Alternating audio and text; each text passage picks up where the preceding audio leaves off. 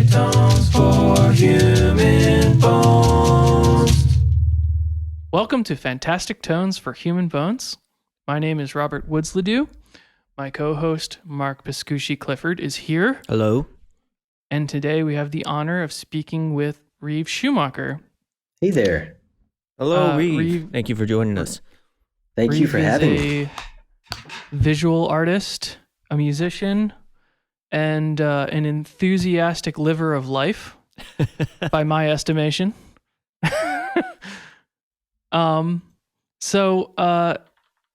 Reeve, we met back at University of Miami many year ago. And you have moved to Arles, France. When did you move, correct. actually? It was like 2000. That was in 2010. Oh, wow. 2010.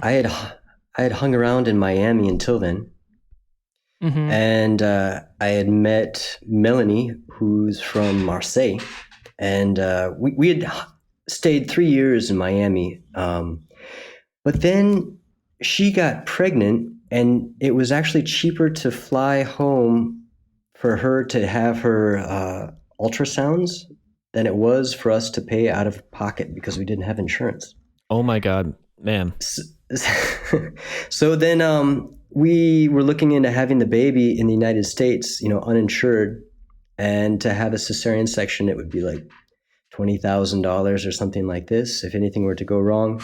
And so we just said, why don't we have the baby in France? And I said, well, if that's the case, then let's make the move. Let's do it all. And I'd visited Arles 2 years earlier, and it's one of these magical cities where you just feel the gravity of it all. And I said to myself, I could live here. Mm-hmm. And so 2 years later, here I was, and I've been here, and I think I'll continue living here. I really like it. Is that a bigger city than Marseille, or is it? No, it's a big town, if you will. There's 50,000 people. Oh, okay. And at one point it was the capital of the Roman Gallic Empire. Oh, wow. And so you have Constantine in the 4th century, this was kind of his home away from home. And so he built a big like the baths, and they had a Circus Maximus, and Constantine was the one who introduced Christianity into the Roman Empire. Well, he made it tolerable. And so you have a lot of old Roman churches and whatnot here. It's pretty awesome. There's a big arena, like where they have bullfights to this day, and there's an old amphitheater where you can hear the likes of Bobby McFerrin. I heard Bobby McFerrin play there 2 years ago. Whoa. And so you're sitting on these. It's very romantic, Yeah. The Mistral is a real thing there, right? The Mistral. Oh yeah, the wind. Mistral, absolutely. That's a big deal. They say that it can blow for 1, 3, 6, or 9 days at a time, but it never blows in even numbers. The Interesting. Mistral. Do you know why that is? I've never actually verified to see if that's true, or if it's kind of one of these old wives' tales. But we are at the mouth of the Rhone River, which is the principal river running from Lake Geneva all the way down into the south of France. And so all this cold mountain air is just rushing down towards us. And Arles is kind of it's on the elbow of a river, so we just take it right in the face. And I shit you not, sometimes you see dead pigeons like the next day. Oh my gosh, man. They're getting flattened against buildings. But you've seen a cold. I mean, you grew up in Minneapolis, right? I did. I grew up in Minneapolis. I love that city very much. But I was very happy to move to Miami, where there were palm trees and beaches. And I think that heat and that post-apocalyptic light really transformed me. And so now I've become someone who likes warmer climates. Yeah, I hear that. I'm in the Bay now, having grown up in Denver. So sure. Sometimes I miss the seasons, but I'm just kind of down with like an eternal nice day. Yeah, in the summer. Yeah. Yeah. Good for you. Well, yeah. Thank you. Thank you. I'm curious about you growing up in Minneapolis. Like you said in your notes to us that your parents are musicians, which I did not know. They sure are. They're both pianists. My dad ended up getting his master's and going into music education, and he was doing the gigs on the weekends, conducting church choirs on the weekends, and just trying to make it all work, giving lessons here and there, and accompanying students at the university. And I think that was a tough go. And at some point, he decided to start his own business, and he has a very successful business now, where he basically works with other people's money. And my mom she's more into classical piano, and she's a writer. So I grew up in that environment. My dad was taking me, for example, he was the church conductor for 20, 30 years at our church, and so he'd always take me to his practices, and I would sit underneath the piano and watch him work the pedals while he was conducting the church choir. So it was probably a very formative experience for my ear, at least. Wow. And myself, I played piano maybe 3 years, and I learned the notes well enough to kind of situate them on the piano, but I never really pushed music beyond that. Well, I played in an orchestra for 10 years. On what instrument? As a cellist. Oh, cool. But I was so bad. I was always the last chair. I loved being in the orchestra, playing music with everyone, all coming together. But I couldn't read music, so I was always cheating my way through it, and just kind of like hearing what the other instruments were playing and watching, their bow work. And I could get by, and until I was a senior. All the other cellists had graduated the year earlier, and so I was the only cellist, and there were like 10 violins and 5 violas and 4 bassists. And that's a hilarious the conductor was like, "Well, we gotta make you the star this year, so we're gonna give you a bunch of cello concertos." And I couldn't read the damn things, and so I was just having such a hard time getting through it. 2 weeks before the performance, he was pulling out his hair, saying, "Well, what are you on, drugs? Do you forget how to read music?" And then one of my buddies, who was a bassist, he says, "Reeve never knew how to read music." And so he says, "No, you've been 4 years in my orchestra, and you're telling me you never learned how to read music?" And so he excused everybody, and he sat down at the piano and kind of tapped out the melody until I got it. And the night of the concert was probably, I'm just shaking thinking of it.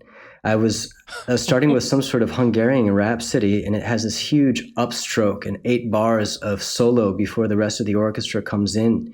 And I had just like this knot in my stomach, and my hands were sweating, and the conductor lifted his baton and off to the races. And with this big upstroke, the bow completely slipped out of my hand and went flying across the stage, and just kind of skipped across the stage. And I heard this like murmur in the audience. There was probably all the parents of the school were there and everything. And he was really cool about it. He said, "Just take your time, pick up your bow. When you're ready, we'll start." And I think I just got through that show. I mean, I was just hanging on by the skin of my teeth. So that was the last time I played cello. Wow. That's a harrowing tale. Yeah, man. You just like made a compendium of all the horror stories that I've heard, but the most interesting thing is like you were learning in rote 2 weeks before the show as a concerto soloist. I mean, I don't think I've ever heard that happening. Yeah, I'm sure the orchestra was completely imbalanced, with little me, and then you have 4 bassists and everything like this. So I'm pretty sure it was next to terrible. That's like such patience from the conductor. Yeah, and That's saintly patience for sure. And like Well, I guess what honestly, other yeah. choice do you have, right? Take Hire it off the someone. program, or That's happened. That's happened. I've seen that happen before, where it's like, just hire someone to do the solo part. get a ringer. Yeah. Yeah. Sure. So that's But- kind of the extent of my musical education. But when I was at University of Miami for art school, I was really happy to hang out with musicians. Yeah. And they had this jazz forum every Friday that I would go to when I could, yeah. and just kind of sit in and listen to what the cool kids were doing. And I forgot about Jazz Forum. What is okay? Yeah, because as you may know, Reeve, I've been getting basically an education in University of Miami, like through some of the interviews that we've been doing. Sure. But this is my first time hearing of this. So, what is this new devilry, Jazz Forum? Well, I think it was just an opportunity for different jazz formations to try out some material. And so it was kind of a Friday afternoon thing, and everyone would sit in and hear them out. Was it standards or original, or I think it was probably a mix of both. Okay. I think it was probably whatever anybody was working on. Yeah. So, I mean, typically most of the forums, there was a percussion forum as well that I usually couldn't go to the jazz forum because of, because it was at the same time. But it was like one of these classes where the head of the department, whoever it was, would be like, "Oh, this ensemble's working on this, and they've got it pretty good. Let's put them on the forum." Or like, Yeah. this student's been working on this type of thing. Let's have him do a solo, or she can play this part here, and like just an excerpt of this Public piece. workshopping, kind of. Yeah, Yeah. public workshopping. It's like, And you're saying know, forum, right? I think I said form just now. forum. Yeah, forum. Okay. Yeah. Okay. My bad. Yeah. My bad. So I'm curious though. Did you? I have two questions. What kind of writing was your mom doing? She worked for the Star Tribune, which is the big paper in Minnesota, and she had a column that she would render every month, where she would ask a question, an open question to children the ages of 5 to 18 years old, and then they could respond with an essay of less than 500 words. And so these questions would vary from the profound to sometimes trivial questions would actually evoke very profound answers. But then she would read through these essays, and then she would publish the ones that she thought were the most pertinent, and she'd write an article parallel to that would discuss kind of, a consensus of what the kids were saying. And she got to the point where she was getting 10,000 essays a month. It became like this thing where classes would write in, and so she had just boxes and boxes of papers all over the house, and she would kind of break them down, and she would have her like good pile, bad pile, and then just break it down to maybe 10, 15 essays that she'd publish. So she would still do all that herself. She didn't end up with an assistant or anything. At some point, when she really got when things really got heated, she would do the initial reading herself, and then she would start working with an assistant to break it down. Yeah, That sounds like a lot of work. yeah. Okay, so at this point, you must have been getting yourself into art as well, right? Into visual art or structural art. When did this start, and what did you formally study in Miami? I'm curious. Okay. Well, I was always drawing. I was really interested in caricatures in high school. Okay. And when I went to University of Miami, I went there for the marine science program and for the diving team.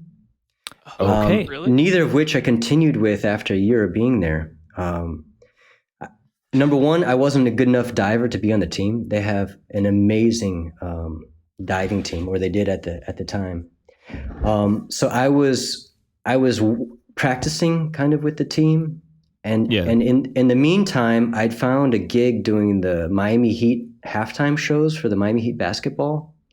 where I do acrobatic stunt work, Really? just to entertain the people. Yeah, it was like the Miami Heat Extreme Team, and then we had our uniforms and we'd wear our Nike shoes, and then we just like pump up the audience, which was actually a really fun job because you have like 20,000 cheering fans. Yeah. And so we basically, I don't know if you've ever seen those trampoline dunkers where they set up a mini tramp and then one person does a flip and passes it to the next person, and then the last person does like some windmill dunk or whatever. So that's what we were doing. And in doing that, like I was making good money and hanging out, with some of the basketball players, and it was a good time. But in one of the practices, I ended up blowing out my knee, and so that was the end of my my athletic career, if you will, because I had been a gymnast my whole life, and I decided to go into diving in college, and so that was the end of it, and so I started drawing, and more, and I think I took an art history class, and I was like, this is where I want to be. It was a survey class of probably Greek until the Renaissance kind of thing. Just a general class. And I ended up getting roped into the ceramics program at University of Miami. And so I graduated with a BFA in sculptural ceramics. Okay. And that's kind of another thing, because it was a ceramics program, they wanted me to turn pots, and which is totally not my thing. I wanted to make sculpture, and the sculptural department at the time was more conceptual. So their idea of making a piece was more of like, a site-specific installation where you have a mound of potatoes and a carrot hanging from a red ribbon above him, and so you kind of look into the meaning behind what this could mean. And then I was more into sculpting and more like a classical sense of the word. And so I haven't touched ceramics since University of Miami either. It's one of these things. Were you creating structures of your own at the time? Were you starting to find different materials and just make things already, or would this come after school? Sure. I was making. I mean, I was still taking sculpture classes, and I was taking painting classes, even though I'm colorblind. And literally, you are. Well, I mean, reds, greens, browns, and sometimes blues and purples. Okay. It just depends on the tint, I guess. And so I was making in ceramics class. I was making masks mostly. I was making a lot of masks, and that's something I continue to do today. I really like that idea. One of the masks that I saw of yours, maybe you can describe it. It's beautiful and terrifying. It's like so the structure of a skull with the feathers, the plumage all tied back. Sure. And maybe if you can describe it a little bit, we'll include a link. It's like one of the coolest. It's just like a little video I saw of you talking about some of the art in your studio. But it was man, the thing's Thank you. amazing. Well, that mask is made out of a horse hip bone, or in French we say bassin. What do you say that? Bassin? Yeah. A hip bone? Yeah, sure. Okay. I guess, sorry, sometimes my English is just like a little bit rusty. And so I found that on the banks of the Rhone. Oh, wow. And it seemed like about the perfect size to make a mask. And at the time, I was doing a lot of making vessels out of feathers. And so I had collected all of these peacock feathers, not the nice ones with the eyes, but the ones that go behind the ones with the eyes. Have you ever seen when a male peacock tries to seduce a female peacock? He puts up all his big feathers, and then he kind of shifts from right to left and goes, and there's like this rattling sound. Yes. Yeah. So those feathers, the ones that I used in the mask, were the ones that make the rattling sound. And so they're organized from left to right and biggest to smallest, so that I can make this vessel form. And I just ended up connecting that to the mask. And because I wear glasses and I'm blind as a bat, I ended up attaching an old pair of glasses inside the mask. It's super cool. So now I can wear it when I'm doing performances and whatnot. Yeah, and I saw. I'm chuckling now because I saw your explanation what you just said, but it was all in French, and so like even when you get down to the like your sound effect for the feathers, I was like, here we are. Here's the you're right. context. That's it. That's it. That's great. Yeah. Yeah, that mask is. I think It Bob looks- just. I sent, I think, a picture of the mask we're talking about from your materials. Yes, that's the one. Very, Yeah. very cool. Yeah, we'll put that up. So at the moment I'm working on kind of a shamanic avatar of myself, and so there's these elements that I'm creating. Like there's the mask, and then there's this necklace that I've made out of railroad nails, and this kind of like it's kind of like a dress, if you will, but it's all made out of twine. These really brute materials that I've kind of collected over the years, and we'll see what comes of that. I have a couple questions. One relating to exactly what you just said. Does any shamanic studies play into your art in general, or is this just something that has grabbed you that you're sort of working on aesthetically? Well, without sounding too cliche, I've participated in a number of shamanic ceremonies here in France. Okay. With the help of the medicine, the ayahuasca. Mm-hmm. But other than that, I really appreciate hallucinogenic drugs in general, and I think that my art is definitely, a lot of it comes from the other world, if you will. Mm-hmm. So Right on. Interesting. I mean, that's a whole other path. I know a lot of people divine in inspiration from that world, and I'm not entirely a stranger myself, without going too far into it, but organic structures and forms I can see in some of what you've made. I don't know. That's a really absolutely that's a cool insight. And one of the things I wanted to talk about was the spiral structure that I see in even in that little thing that's sitting behind you, but also like the large, the Ouroboros. Right. The Ouroboros. There it is. The serpent that's eating its tail. So I'm very much interested in the geometry that can be found in nature. Mm-hmm. I think that spirals are a very important part of my work. Yeah. And there's spirals everywhere in nature, and oftentimes when I'm kind of in another state, things will organize themselves into concentric patterns or spirals and whatnot. So it all kind of plays into that.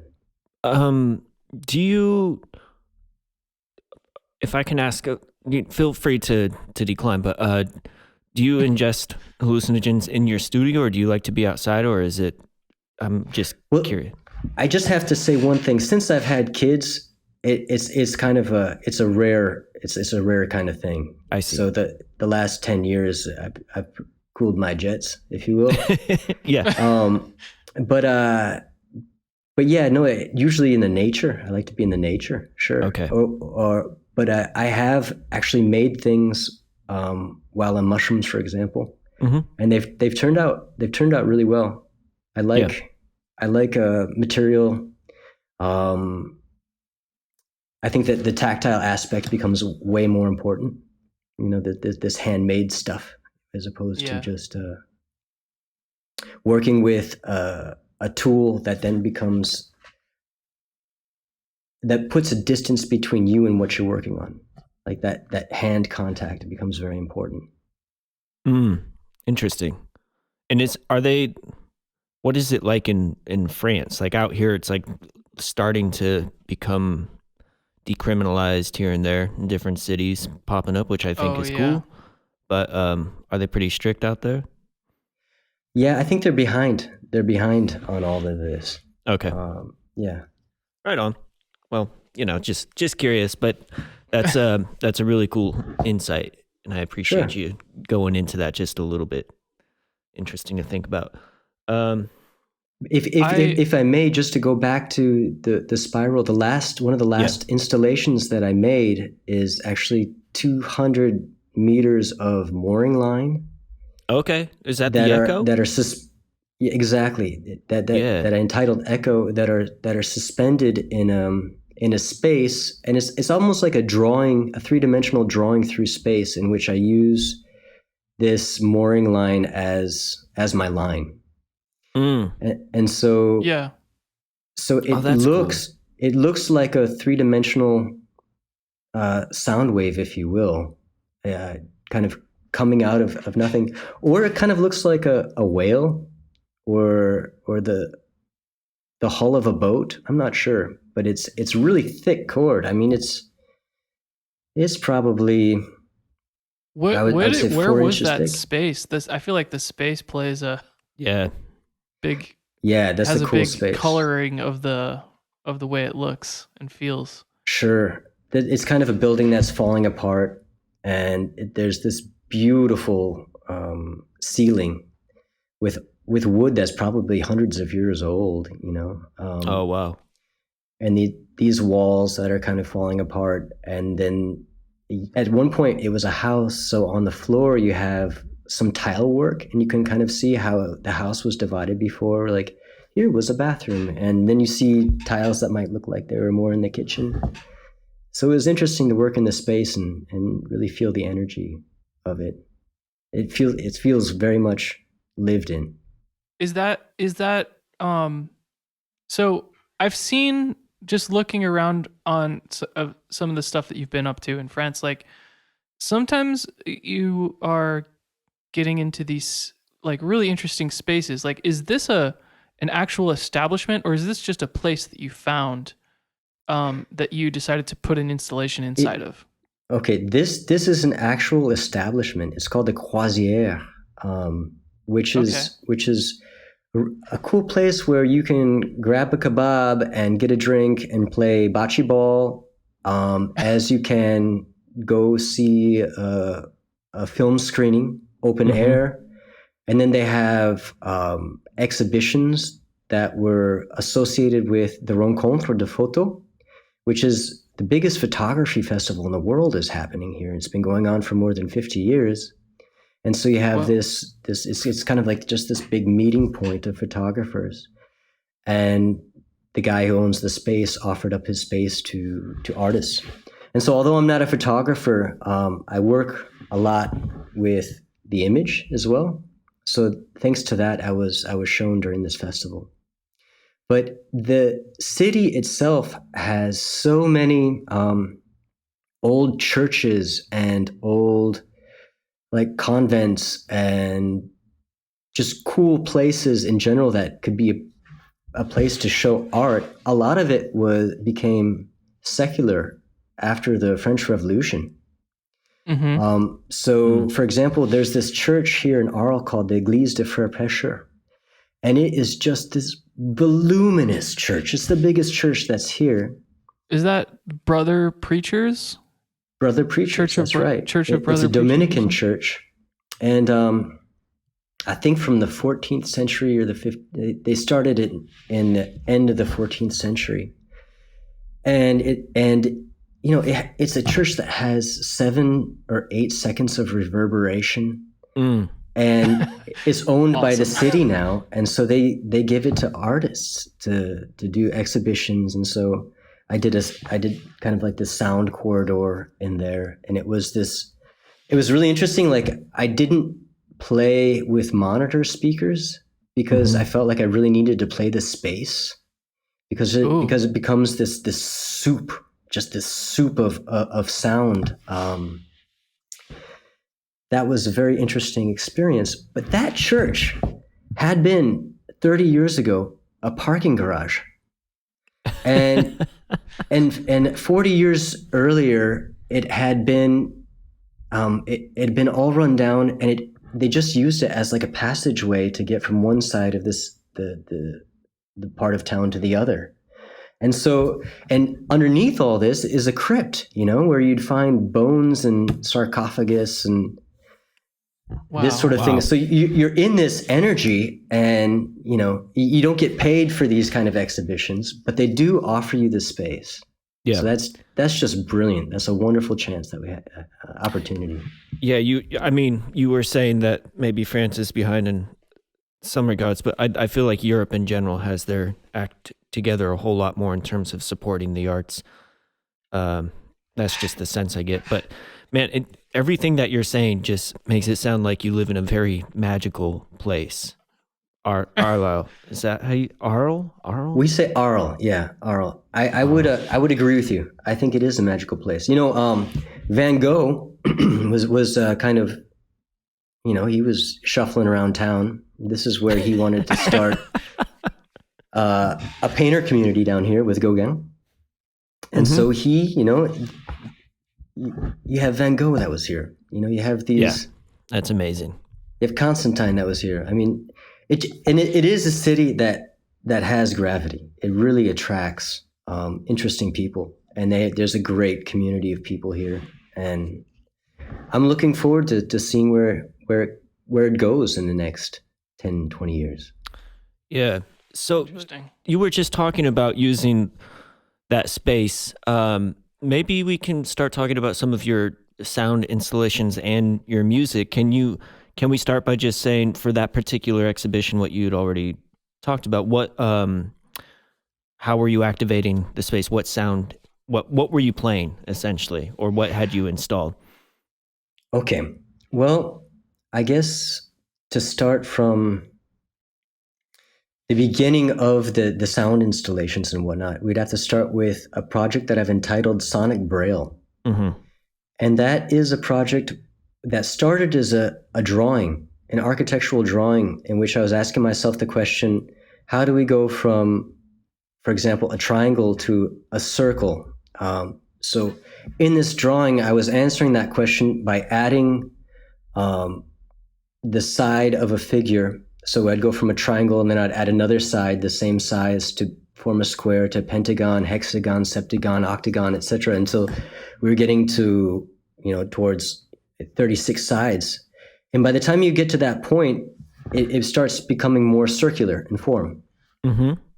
This is a question they asked a lot, when they were trying to make domes on top of buildings, like to go from the square to the dome. Like, how do we go about this? Oh, I see. And as I was doing this drawing, I realized that my hand, to plot the points of this drawing, my hand was going around in a circular motion. And I realized that this drawing is much like a clock. Like I was making this drawing as the hands of a clock go around. And I thought to myself, instead of turning this drawing into a sculpture, which was the initial idea, this drawing should exist within a time-based medium.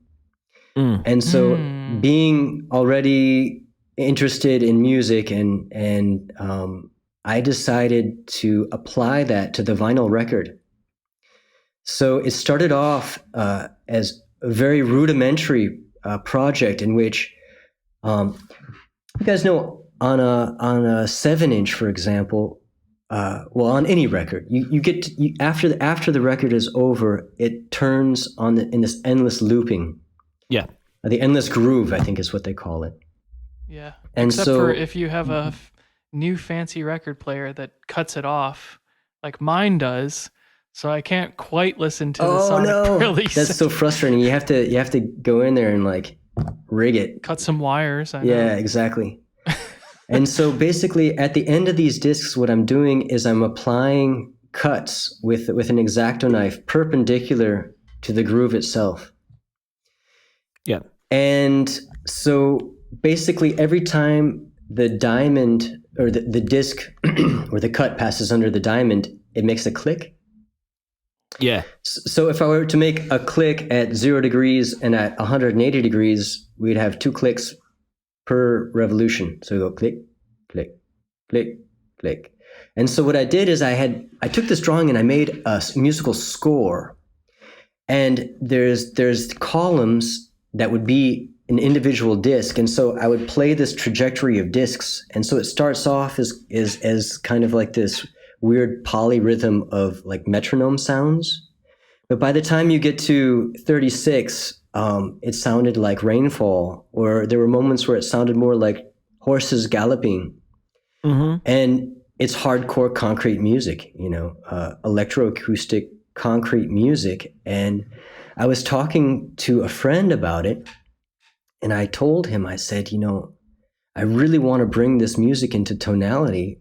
And I was thinking about doing musical scores where color frequencies correspond with sound frequencies, and to just bringing color into these scores, and then like maybe having it translated in through a MIDI or something. He's like, no, dude, you gotta keep it on the vinyl. That's your thing. Interesting. Yeah. And so he just said to me, think about it. If you bring the cuts closer together, at some point you'll be carving out frequencies on these discs. Mm-hmm. And so basically, if the idea is, if you were to have the note A, for example, that resonates at 440 hertz, all you'd have to do is figure out 440 clicks or cuts per minute, and you could theoretically tune an orchestra. And then, so there's the tonality of it, but then you can also divide the disc by 3, and then you're in 3/4 time, or by 6, and then you're in 6/8 time, or by 8, and then you're kind of on like this 4 on the floor kind of thing.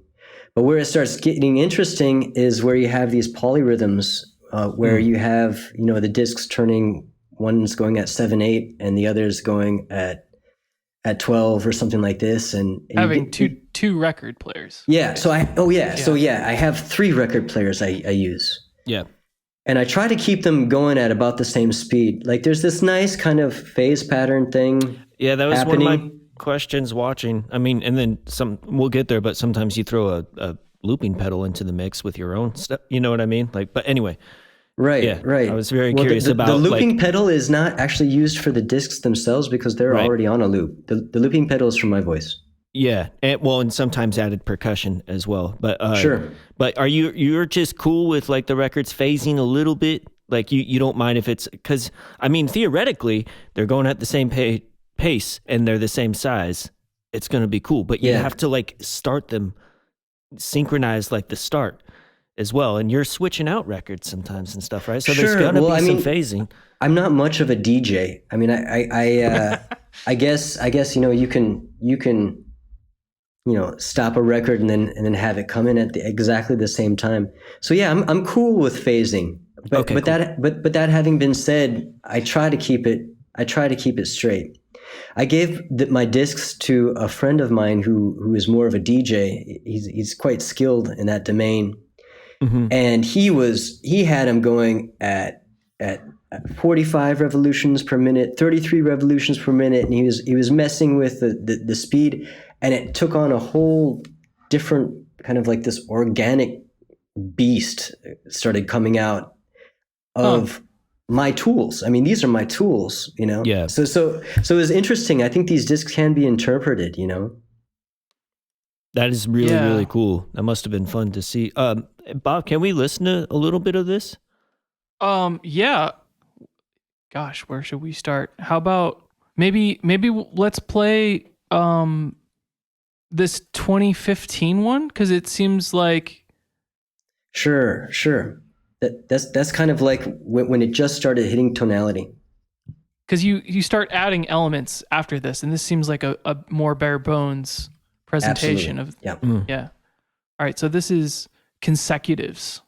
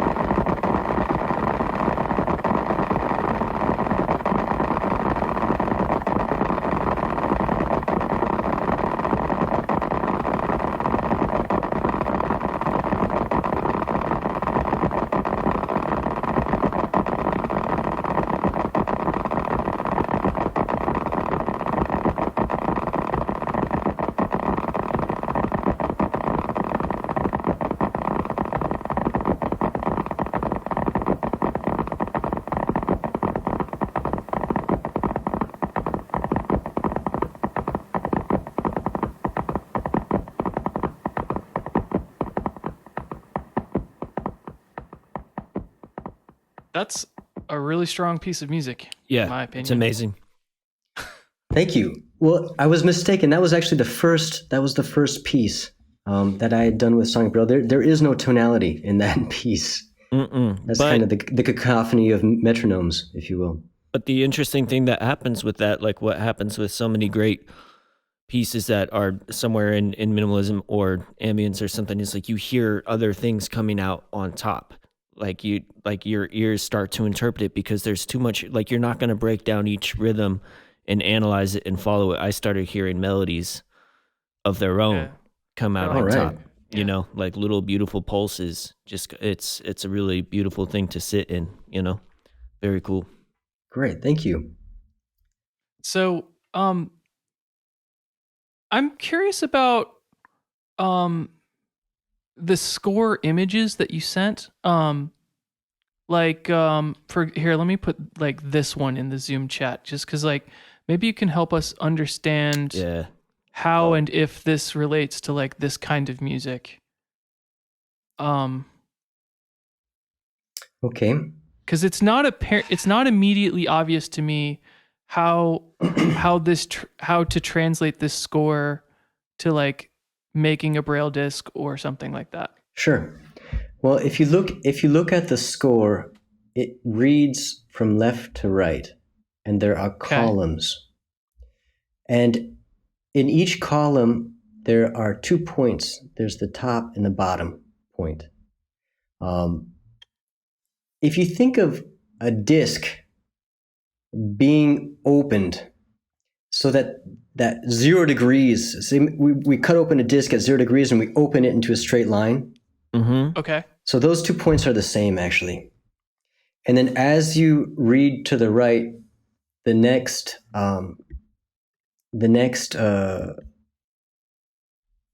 okay, we're not looking at the same one. Sorry. I thought we were talking about, excuse me. No, okay, so on this one, there are perhaps 30 discs that are involved. They're all, so each column is a disc, in fact.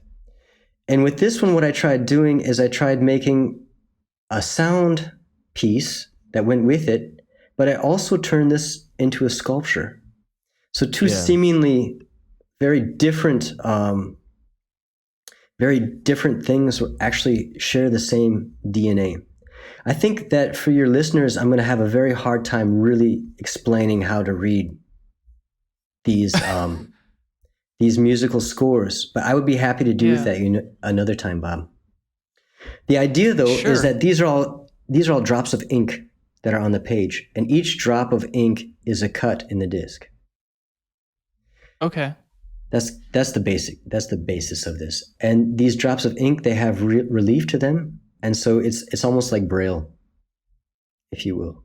Mm-hmm. Oh, I see. And the reason I entitled the project Sonic Braille is because I think of the diamond of the turntable like a finger reading this relief that I've carved onto the vinyl. Okay. Yeah, I mean, are you cool if we post a link to this as well, just so people can check it out, like, and try to get some context to what you're saying? Let's do it. Okay, cool. Awesome.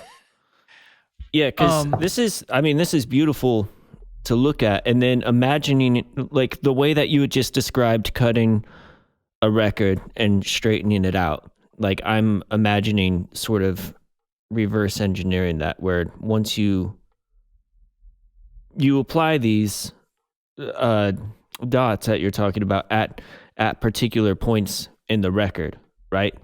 Sure. Okay. So I'm trying to imagine what this would look like if I rounded it out as well, where I did the opposite.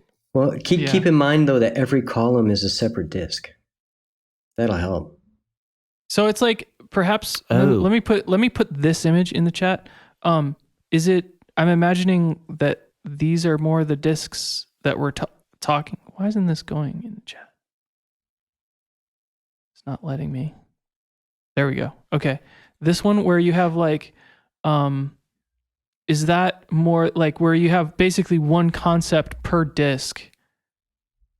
like this, and you seem to have them labeled like in this image we're looking at. There's like 25, 33, 17, 135 up top, which seems like pretty. There each disc has its own distinct pattern. Yes, that every disc is different. Yeah. And then you layer 30 discs to create the piece, which is this score. Sure. Is that a good that's assessment? about right. That's about right. Okay. And so now Sonic Braille has gotten so complex that I'm not able to make musical scores for them anymore. Like I did one musical score to represent kind of the sound trajectory that I did, and it involved hundreds and thousands of points, and I used a whole wall, and it was just kind of a piece in itself, Yeah. Is that one of the images that you? So now I don't make the musical scores anymore. However, I've developed a way of understanding, I guess if you will, a way of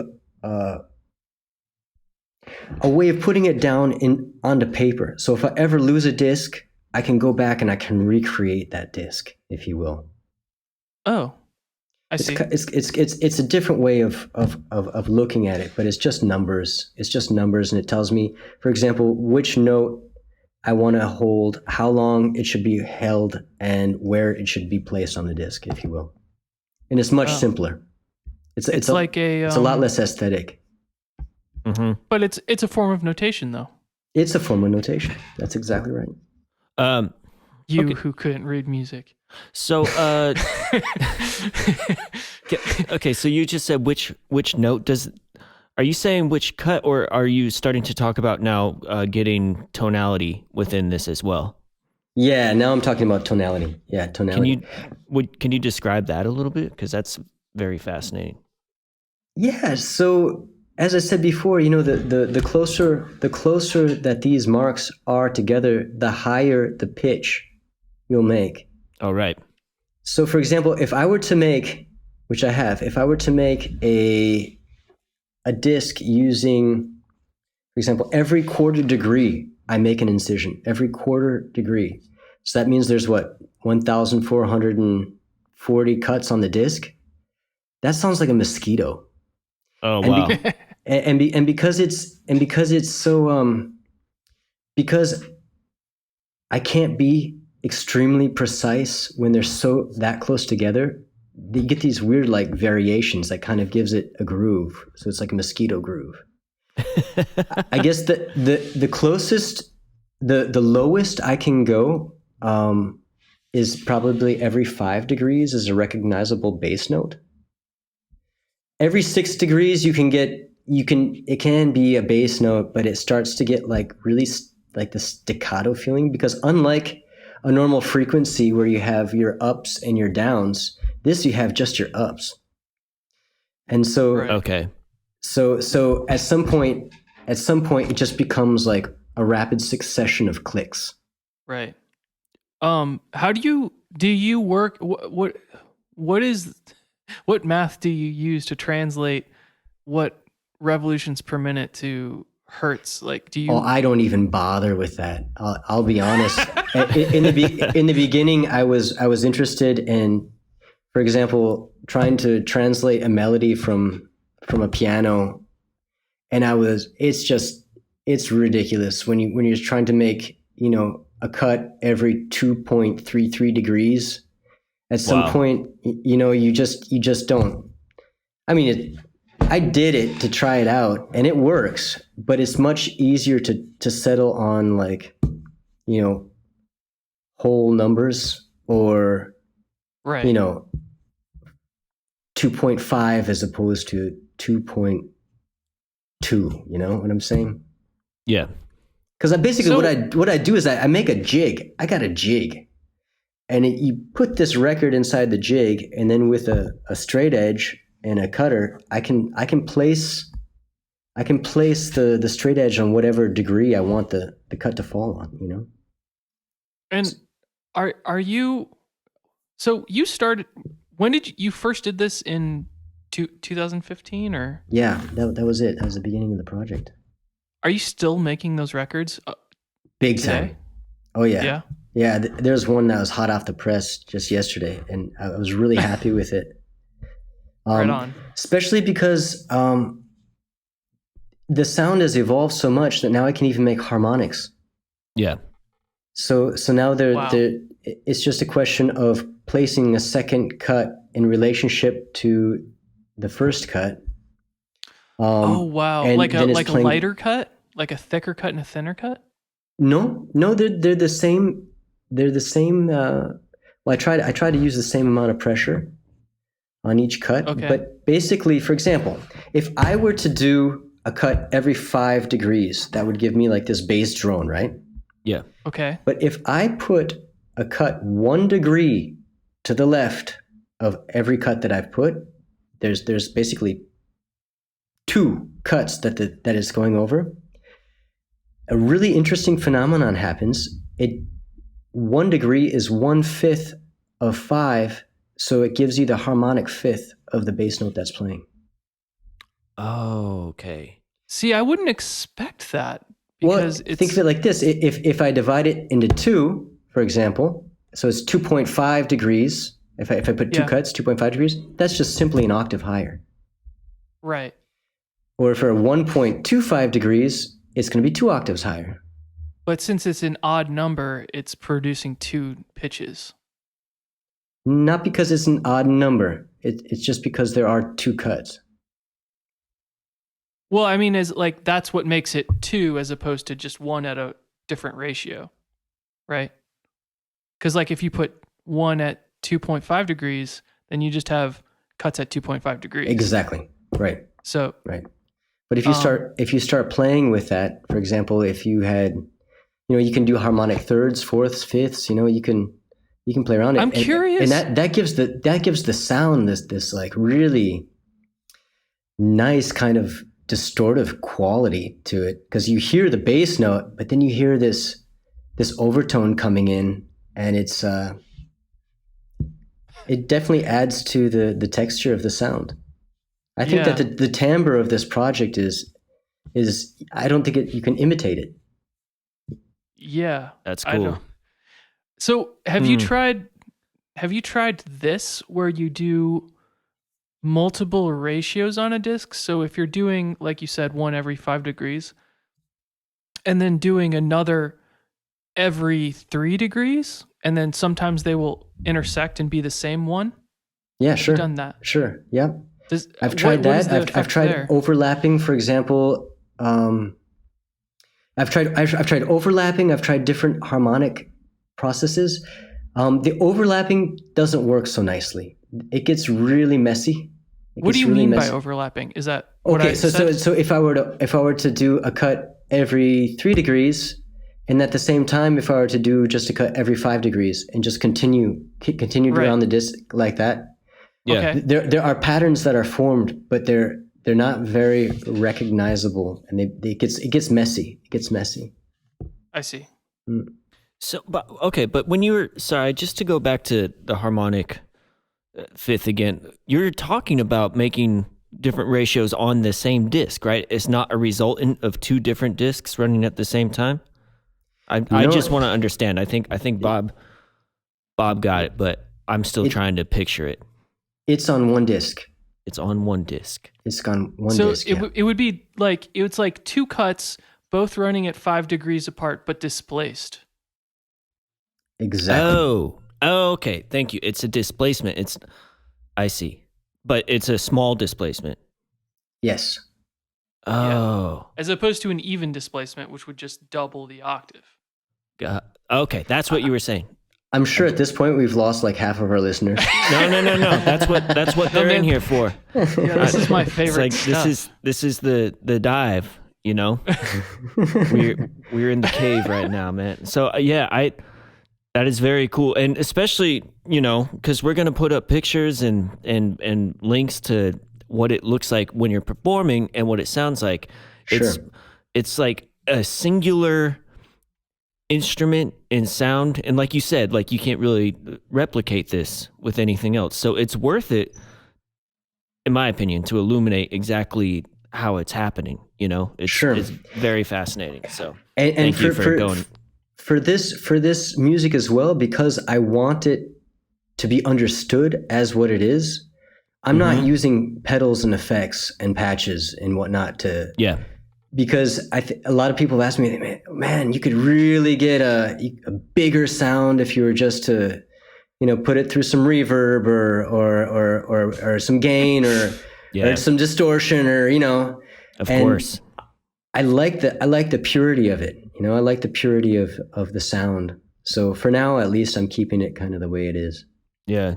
Shall we have another sample of this before we maybe discuss some of your other work, or keep going with this as well? Like maybe like Sky Thighs or something? What do you think? Sky Thighs is a really interesting song. Yes, but it is coming from the Sonic Braille project. It's coming from the Sonic Braille project. The Sonic Braille project is something that lends itself to many different forms of music. For example, it's something that I could play at 3:00 in the morning at a party when everyone's fucked up, and then people start gyrating and just dancing and going on some crazy trip of their own. Or it can be a music that can accompany, for example, here in France, they do a lot of musical readings. So, for example, an author reads excerpts from his book, but accompanied with other instruments. Oh, wow. So I kind of put, cool. I work with different writers as well, where I lay a background. I lay a background ambience, and I'm slowly tweaking the sounds according to, the intensity of their interpretation of the text. And so COVID came around, and I was thinking maybe I could try and make songs that are more like thinking of them as songs, thinking of Sonic Braille as a song, not something that's improvised, which is most often what I'm doing. It's all improvised music. So these, and I'm using like a computer to record, so I can record as many tracks as I want. And I was really constructing these songs, if you will. So this was so this is like the stark opposite of what we had already heard, where it was like the early realization of a conceptual structural project, and now you've created a song. You're multi-tracking. Yeah, that's right. Yeah, that's right. Let's listen to it. This is Sky Thighs.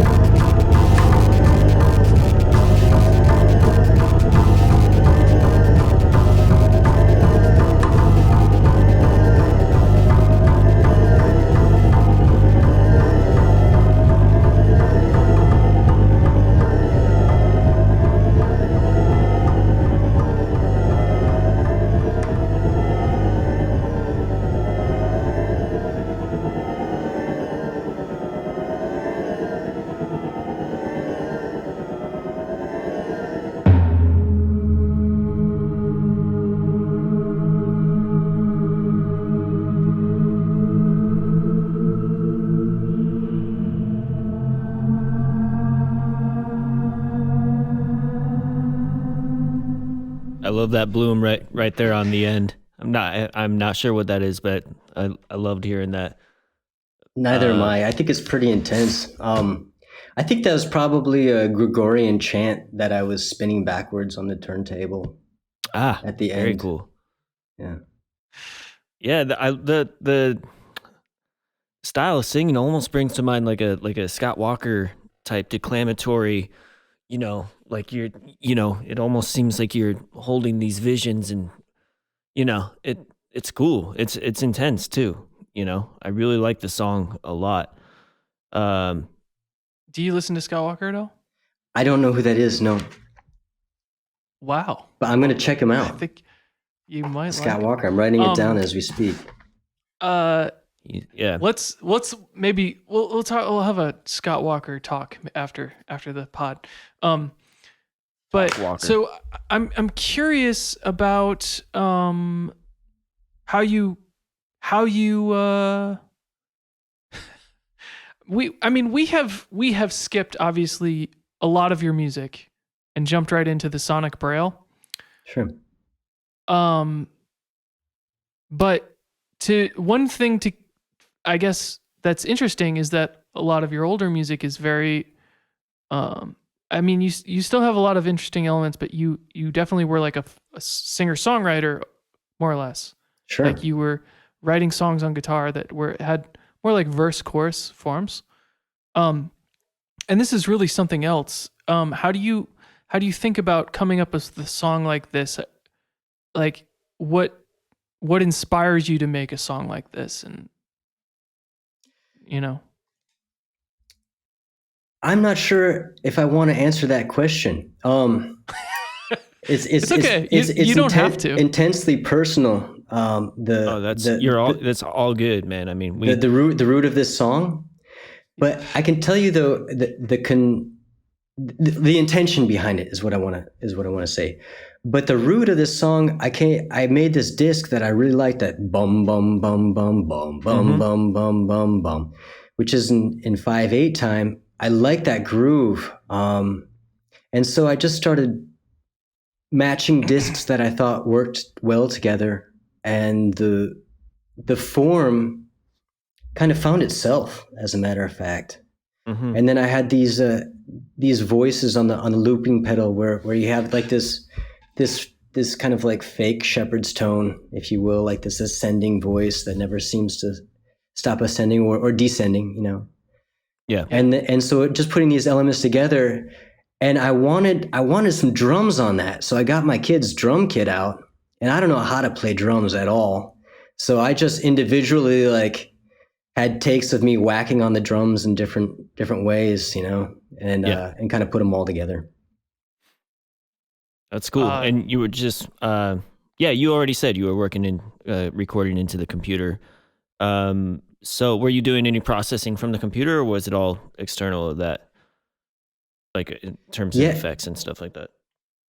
No, I certainly use some plugins. I'm sure I use some plugins, yeah. But I'm not so hip on all that. I work with GarageBand, and which has actually come a long ways. It's pretty advanced compared to what it was 10 years ago. Oh yeah. Yeah. For sure. So, I'm curious about that disc, the bass disc in this piece, where, how do you get this sound? So, where you have, obviously, it's like 5 of the same tone and 4 of the same tone and a 5th that is lower, that gives it that 5/8. But how? And so we understand how you make different ratios of cuts for the 4 tones that are the same, but how do we get that attack on the tones on the disc? So, for example, if you were to divide the circle by 5, 360 degrees by 5, you would every 72 degrees, you would have the beginning of a new note. Okay. And instead of that note holding all the long, maybe that note holds, for, I don't know, maybe it holds for 36 degrees, let's say. Oh. So there's a space between each note. Gotcha. And sometimes to give it more of an attack, the very first couple cuts, I'll make them super close together. So there's like this kind of sound at the beginning, and that gives it more of an attack. How many needles do you go through with all this? Oh, or man, you call them diamonds, I guess. Yeah, well, that's so funny. I mean, that's just like a English translation of what we say in French, I guess. So the stylus or the needles. I change those things all the time. I think it's like every 6 months I go through some new needles. So I get the cheap ones.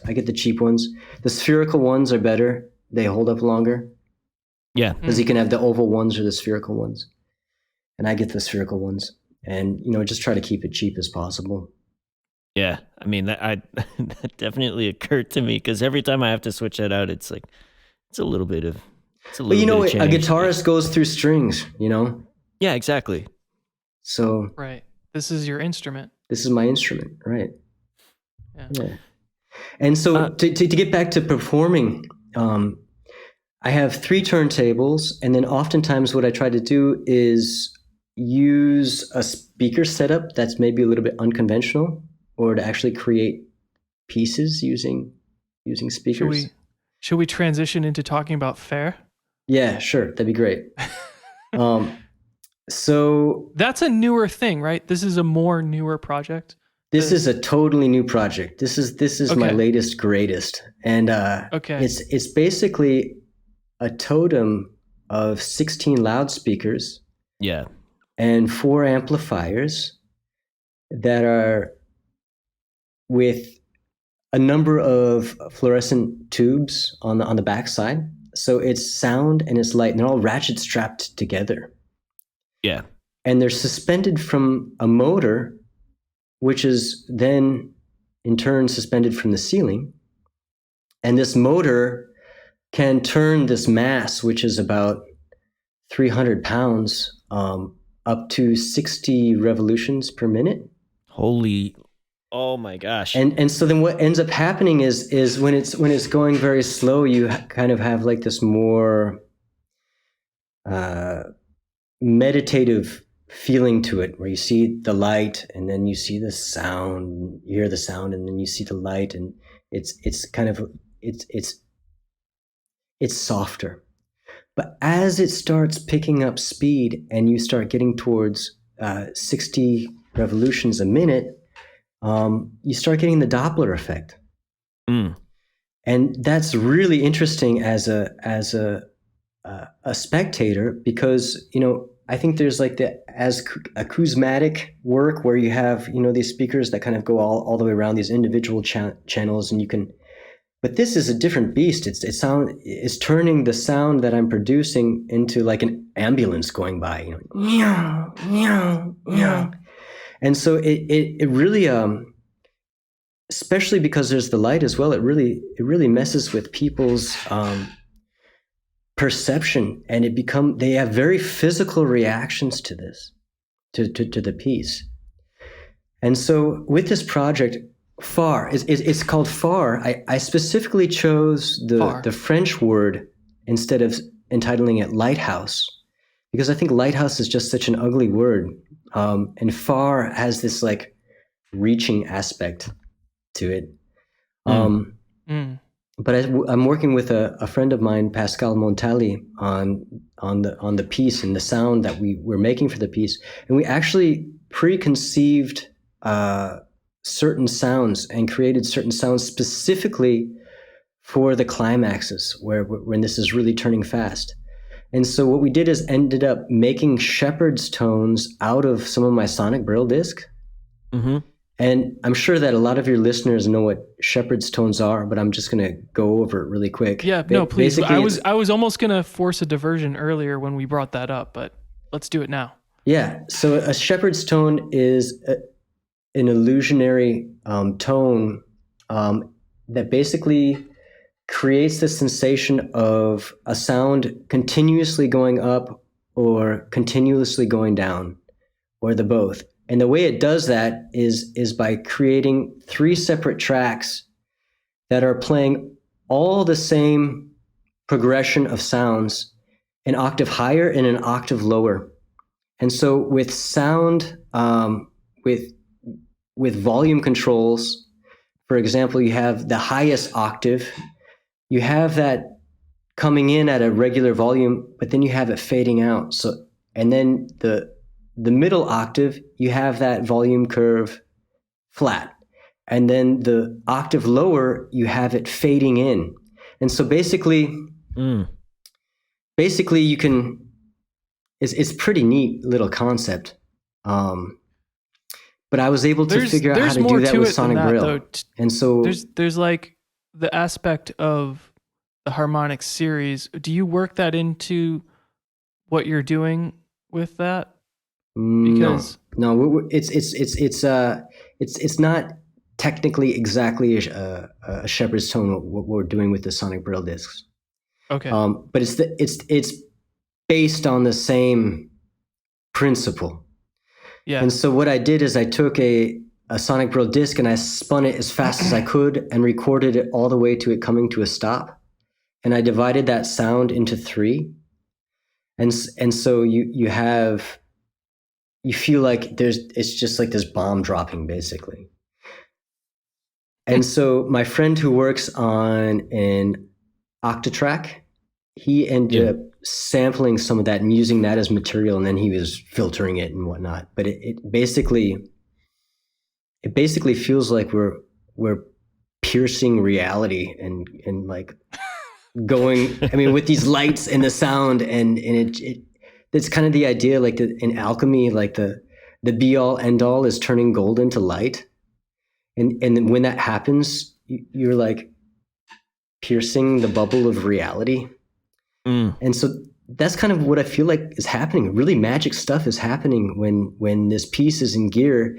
And at some point, I feel like I've created a monster, like this Frankenstein thing happening, because it has to be piloted too, you know? And at some point, I'm keeping my eyes on it and trying to make it go with the music. But at some point, I mean, the thing starts turning. Sometimes it starts lifting a little bit, and there's no risk. I mean, it's all secured.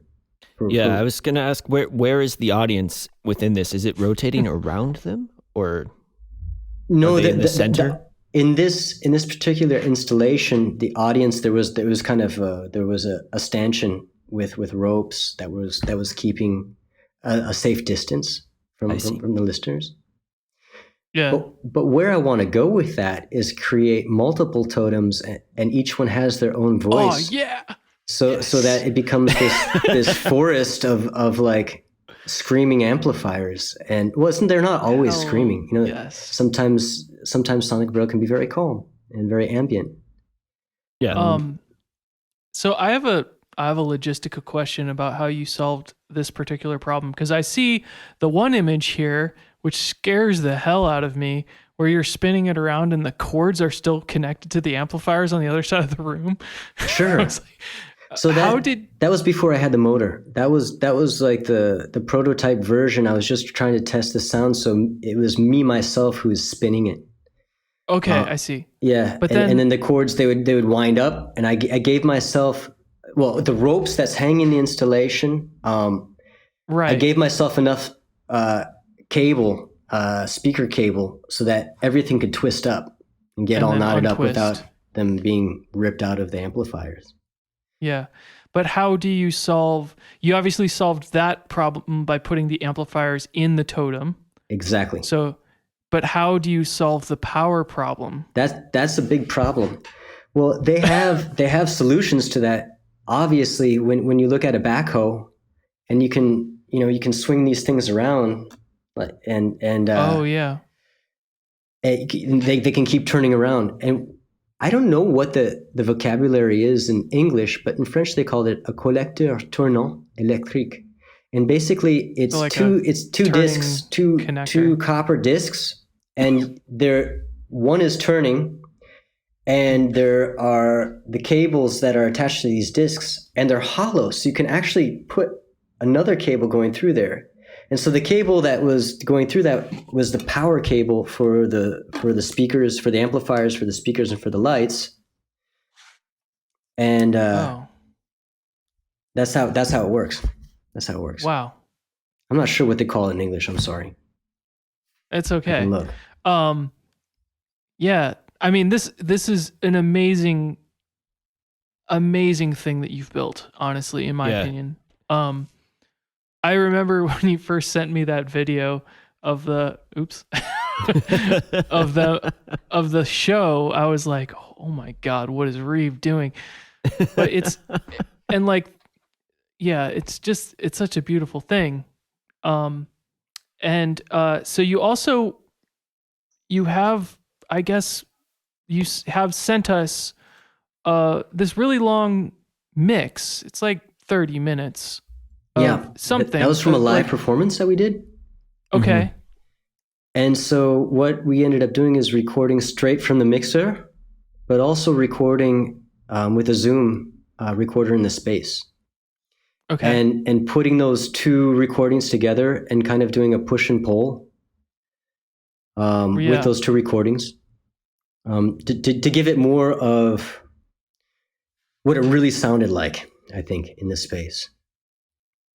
And so at some point, massive. I would really like to put that out on vinyl. So I'm looking for experimental music labels around. Yeah. Putting that out there. Yeah, it's a should we play a little bit of that? If you like, yes. I don't know if you located maybe a part that you found more interesting than another, or because it is an improvised performance, so there's moments where we're searching, and there's moments where we found what we're looking for.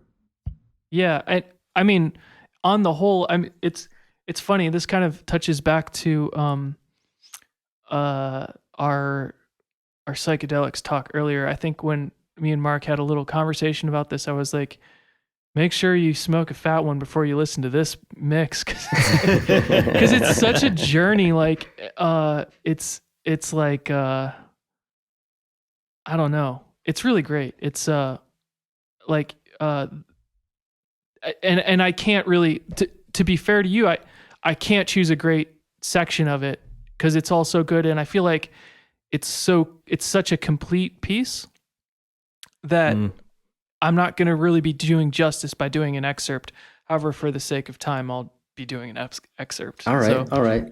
You know. Well, and another thing about this piece, like if I were to listen to this piece and wonder how it was made, I would have no idea, even if I'm the one who made it.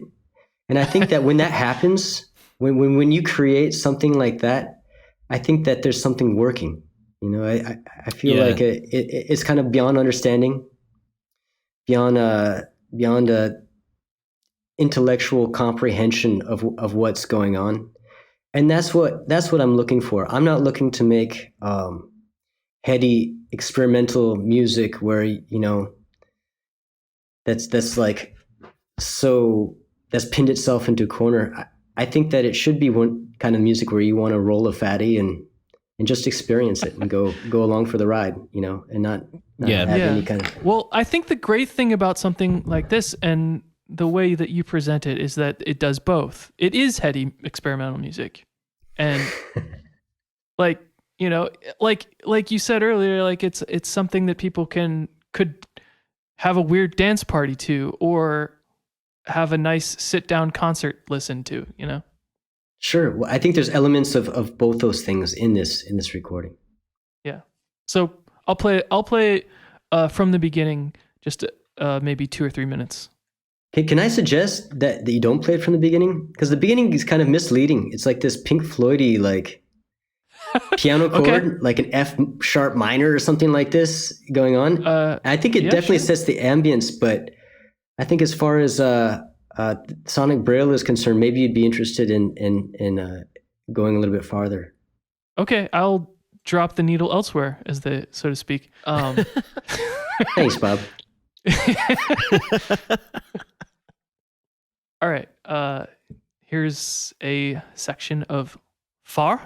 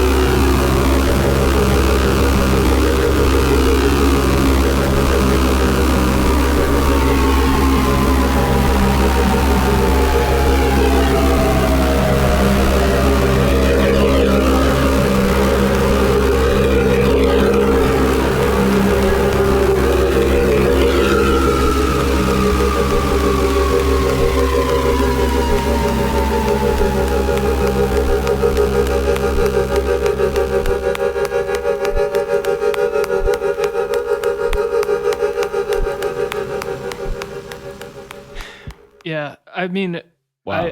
I'm jealous of the people that get to see this live. I know, listening to that, I'm just imagining, especially with the image that you sent, Bob, just imagining experiencing that. And also, I mean, you are both improvising together and controlling the speed of this. Is that right? Yeah, sure.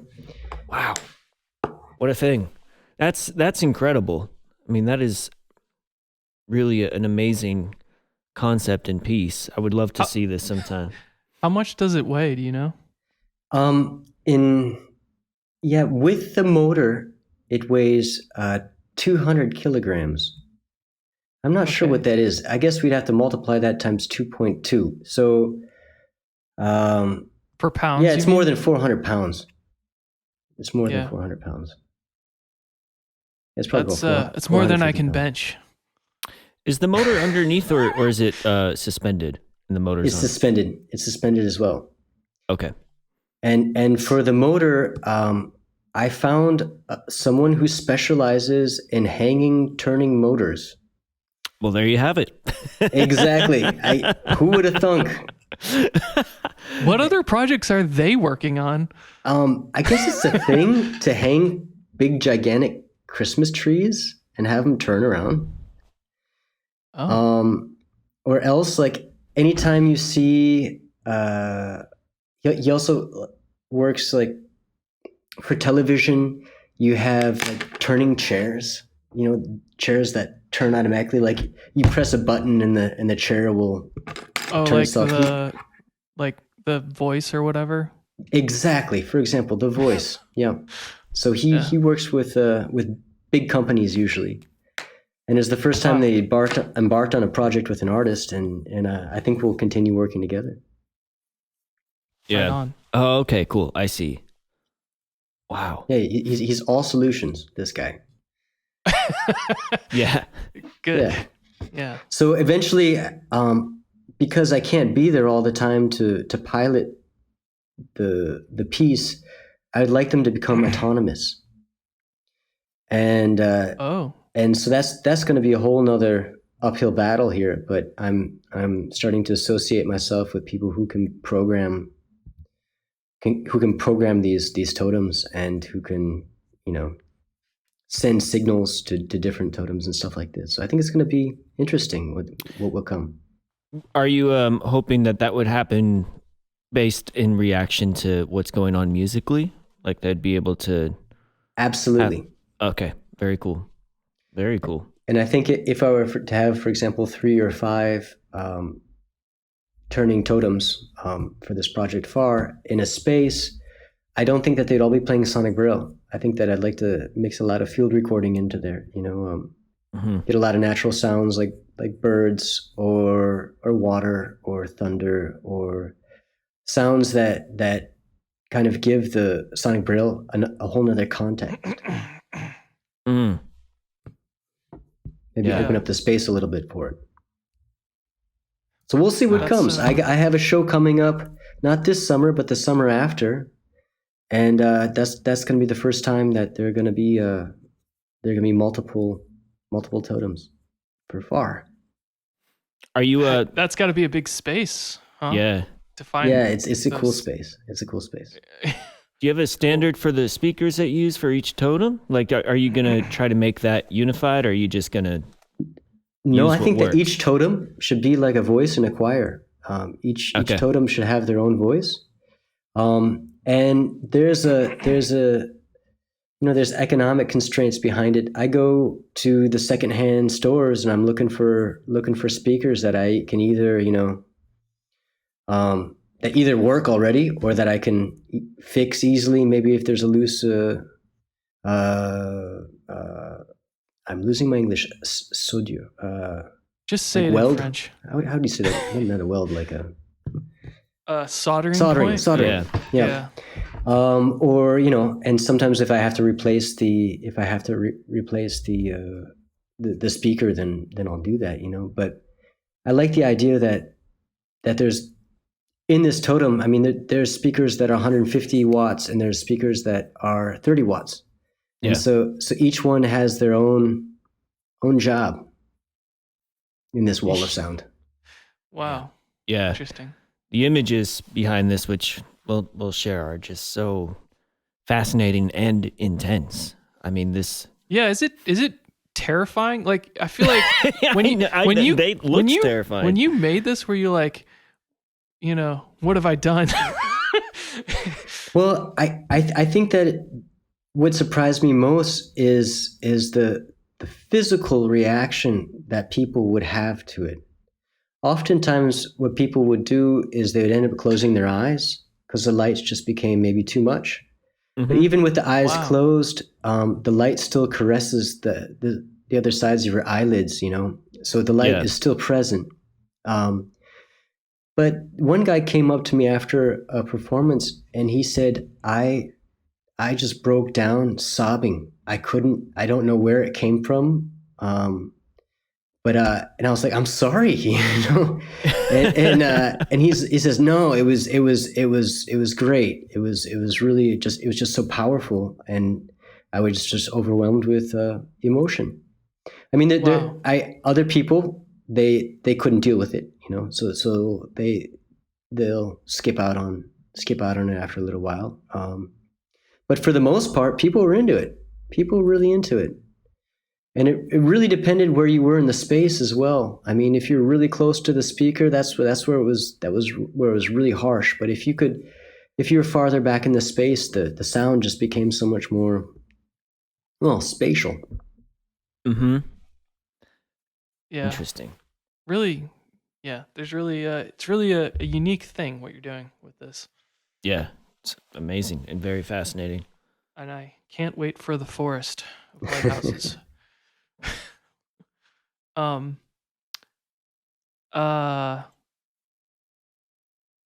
feel like I mean I have a couple of questions I guess about like your older music. I guess first it's worth asking, are you still writing folk songs at all or in that style? I still like finding a good chord progression on the guitar. But the lyrical part takes so much time for me. To compose lyrics, that oftentimes if these chord progressions don't get lyrics to the melodies, they just kind of become these orphan songs that never really receive much attention. So since Sonic Braille, the guitar has become secondary. Right on. Mm. So the project that we worked on, Voyeur Girl, was that the first recorded music that you have? I think that I had done like little tiny recordings with MJ Hancock. Right on.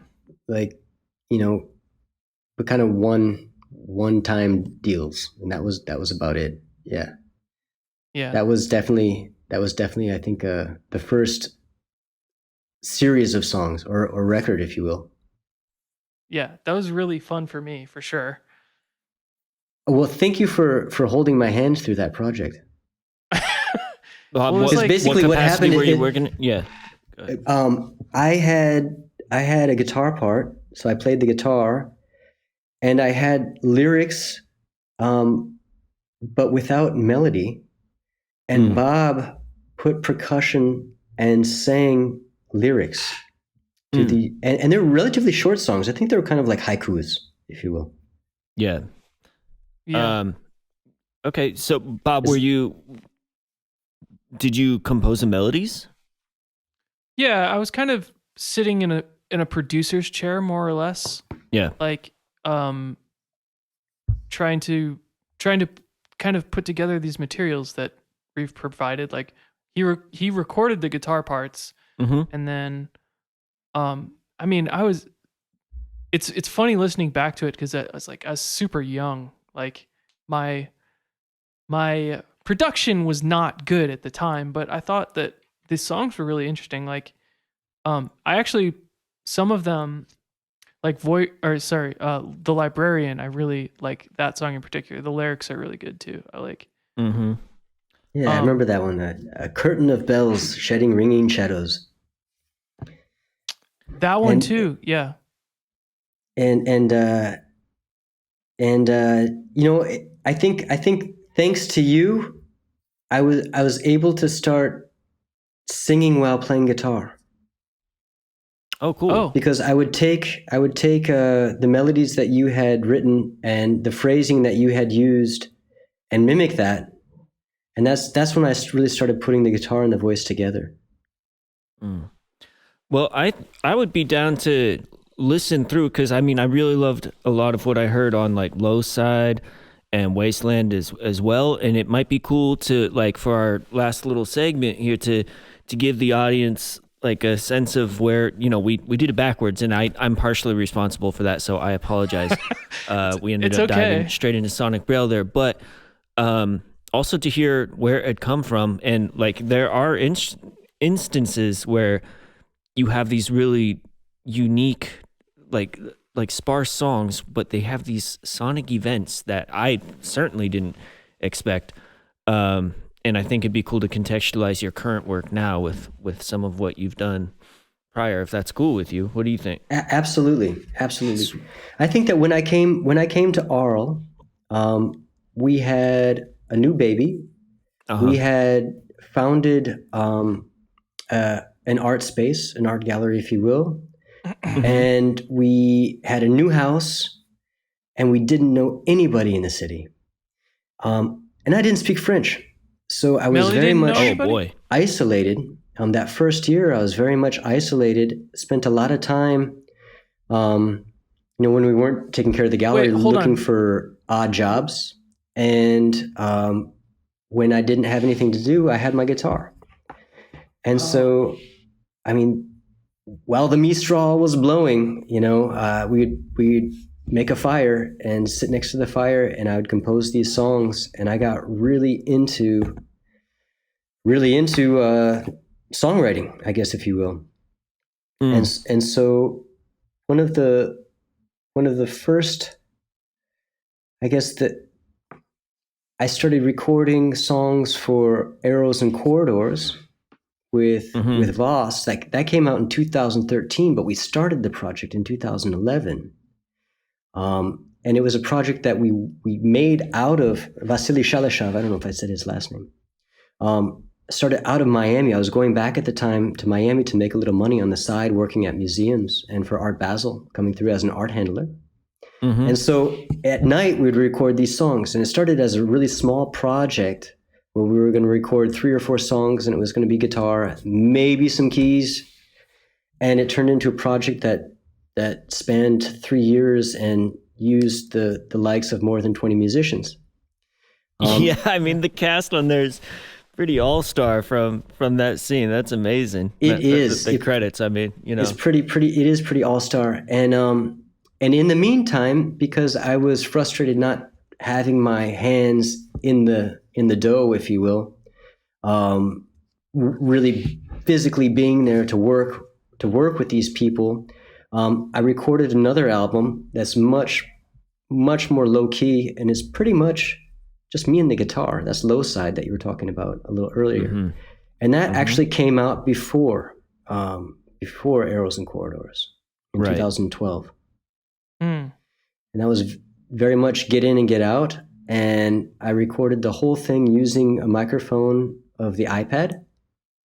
And so the sound quality isn't very good at all, but I kind of like that lo-fi quality to it. Yeah, I'm it's considering what you just said, I think the fidelity is higher than I would have expected. I think it sounds... Yeah, these little dinky microphones, technology these days. I was gonna maybe play Suddenly Silent. I wanted to illustrate something that hasn't really come up specifically, but just like your ability to kind of like, okay, here's a question. Did you study classical guitar at all? I did. I played a year of classical guitar, or maybe even 2 years, but it wasn't something that I really learned or practiced. When was that? I was 14, and because I was a gymnast, I was doing 3 or 4 hours of gymnastics a day, so practice time was very limited. But that was very formative, you know. And the guy, he saw what was going on. He's like, I know that you're never practicing. You always come in with a new song, that you've written, like. So he just basically taught me some finger picking patterns and whatnot, and showed me how to approach the guitar, to hold it properly. To hold my hands to not get cramps in them, etc. Right on. And the other thing about Bob, you had another thing. Sorry. Didn't you have 2 questions? Well, that kind of answered it a bit, I think. Like your sensibilities on this stuff.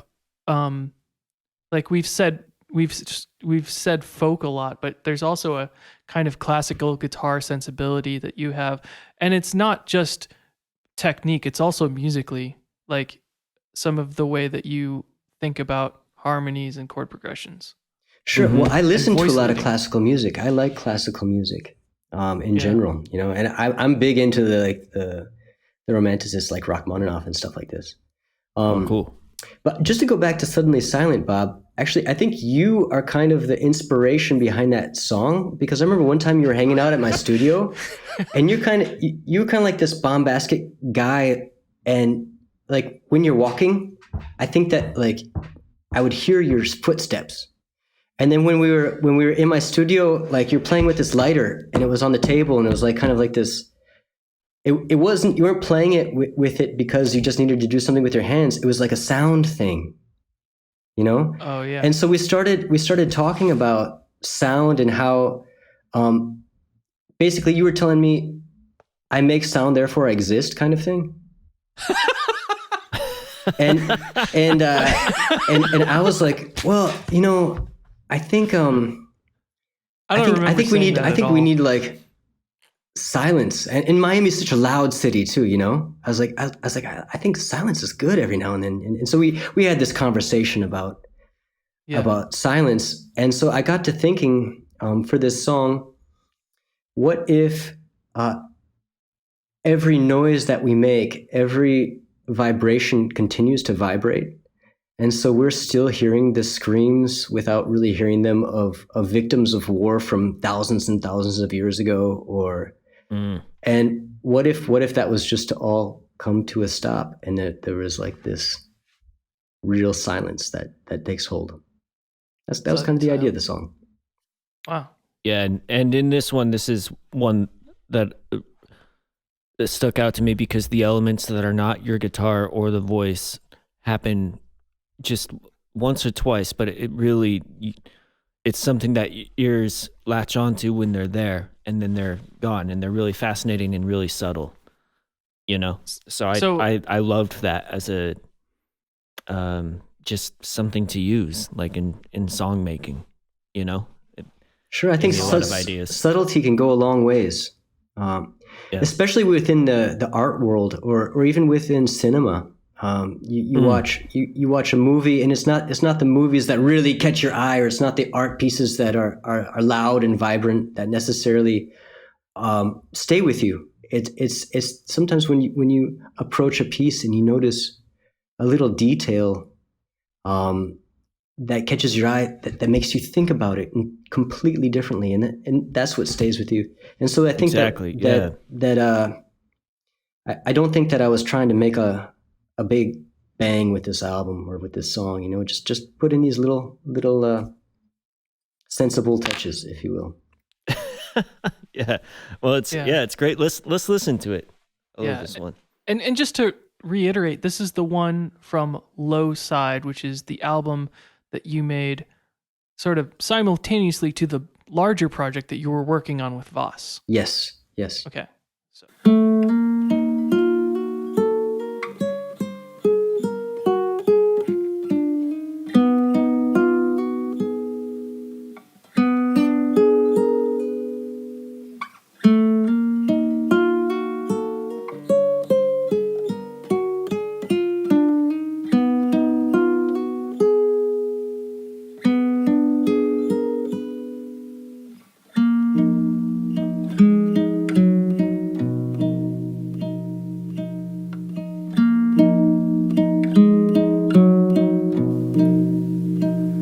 So suddenly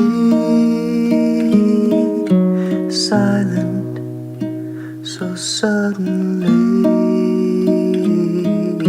silent, as if the world sleeping suddenly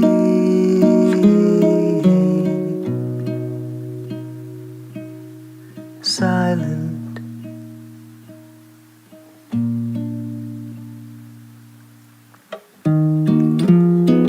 And all the noise we're making, and all the noise we've made, and all the world,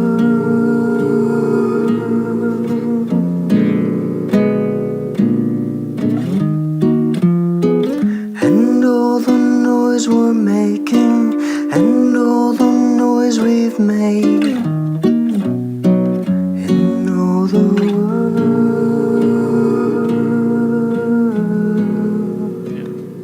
Beautiful. You're great at the morose ballad.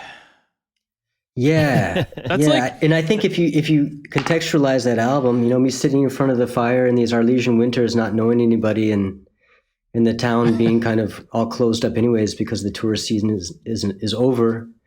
Yeah. It makes sense. Yeah. That's fascinating. So you went out there knowing zero French, and now at this point you're like forgetting English. You know? Yeah, isn't that so? I don't speak either language well. In the end, Yeah. but I didn't take any classes, but I learned it just speaking to the butcher and to the baker and the candlestick maker, and Yeah. you know, just getting around on the street, and it's gotten me by thus far. I've heard. I've seen many videos. Well, I don't know. Probably 3 or 4 of you talking to people about what you make, either to audiences or just someone in the studio, and it seems like you're doing just fine. You know, Thanks, man. it was fascinating to watch. Yeah.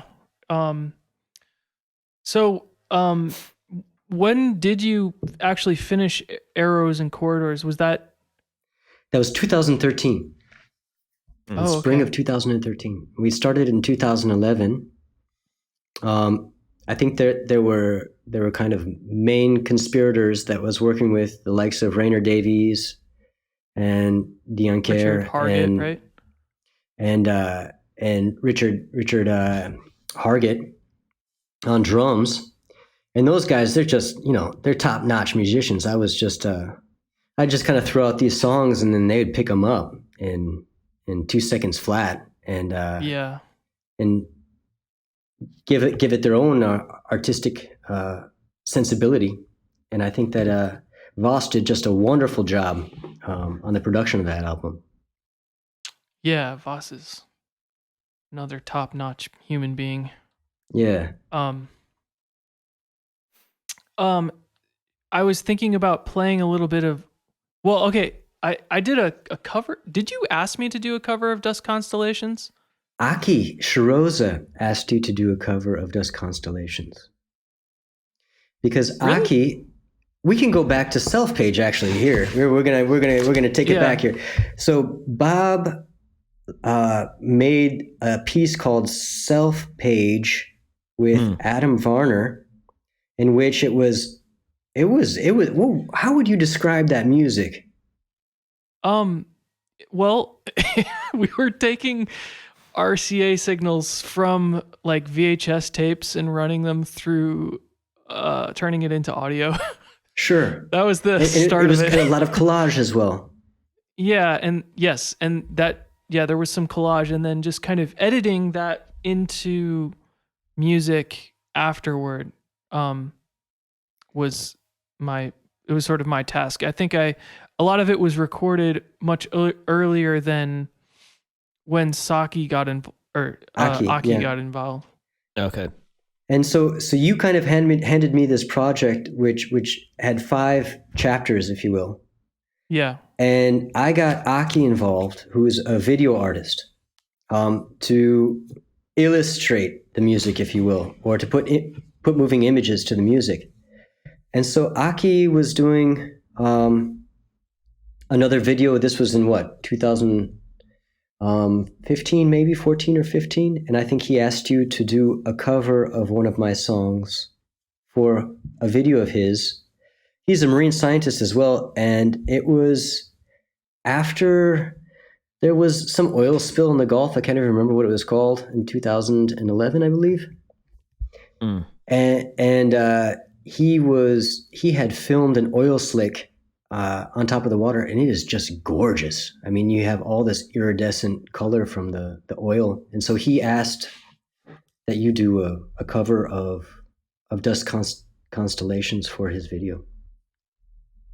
Yeah, which is one of my favorite like recordings that I've done. Like the album that I released that cover on, I feel like it's a crucial part of that album, honestly. Cool. Like it really ties it together in the end to have, like, again, such a morose ballad. I kind of went like a synth poppy thing with it, but yeah, sure. Man,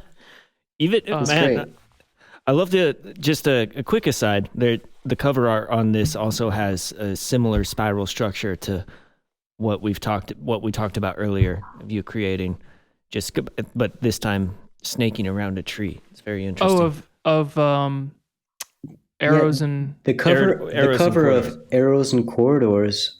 There's a photographer named Andres Donadio who is an Italian Colombian based in France, and he has these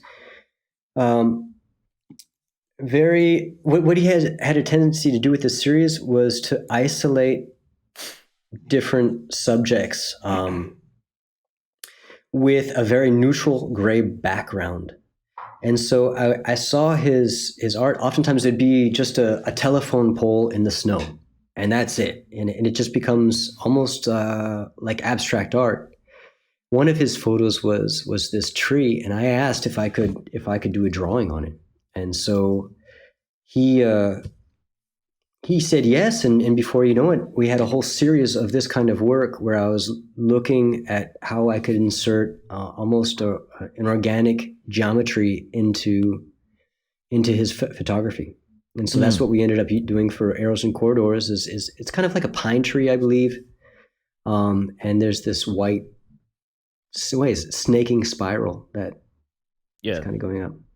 Yeah, it's like made up of triangles that are going around the tree. Yeah. Should we listen to? I wanted to play maybe a little bit of Unbending Tree. Sure.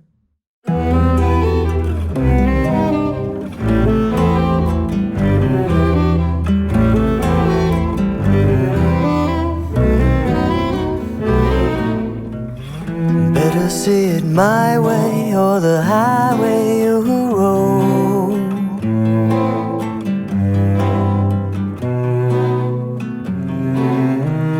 Stubborn-headed me don't sit away, never will.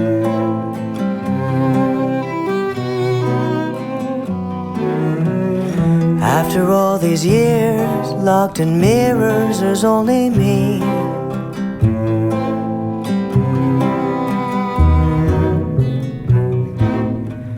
My metal mind is rusted, can't be trusted much more than me.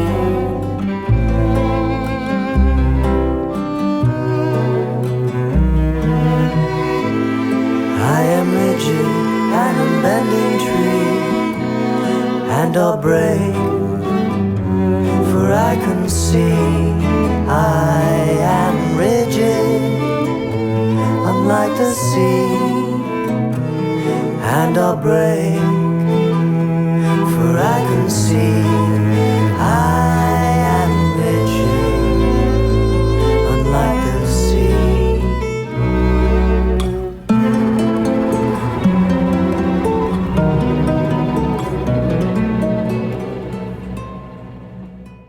Nice. And that's the arrangements by Vaz. Yeah, Vas did all that wonderful job on those arrangements, those string arrangements. Just very beautiful, and they go with the well, obviously they're arranged for the song, but the content of the song, it all works together really well. Sure. That's great, man. I really like that song.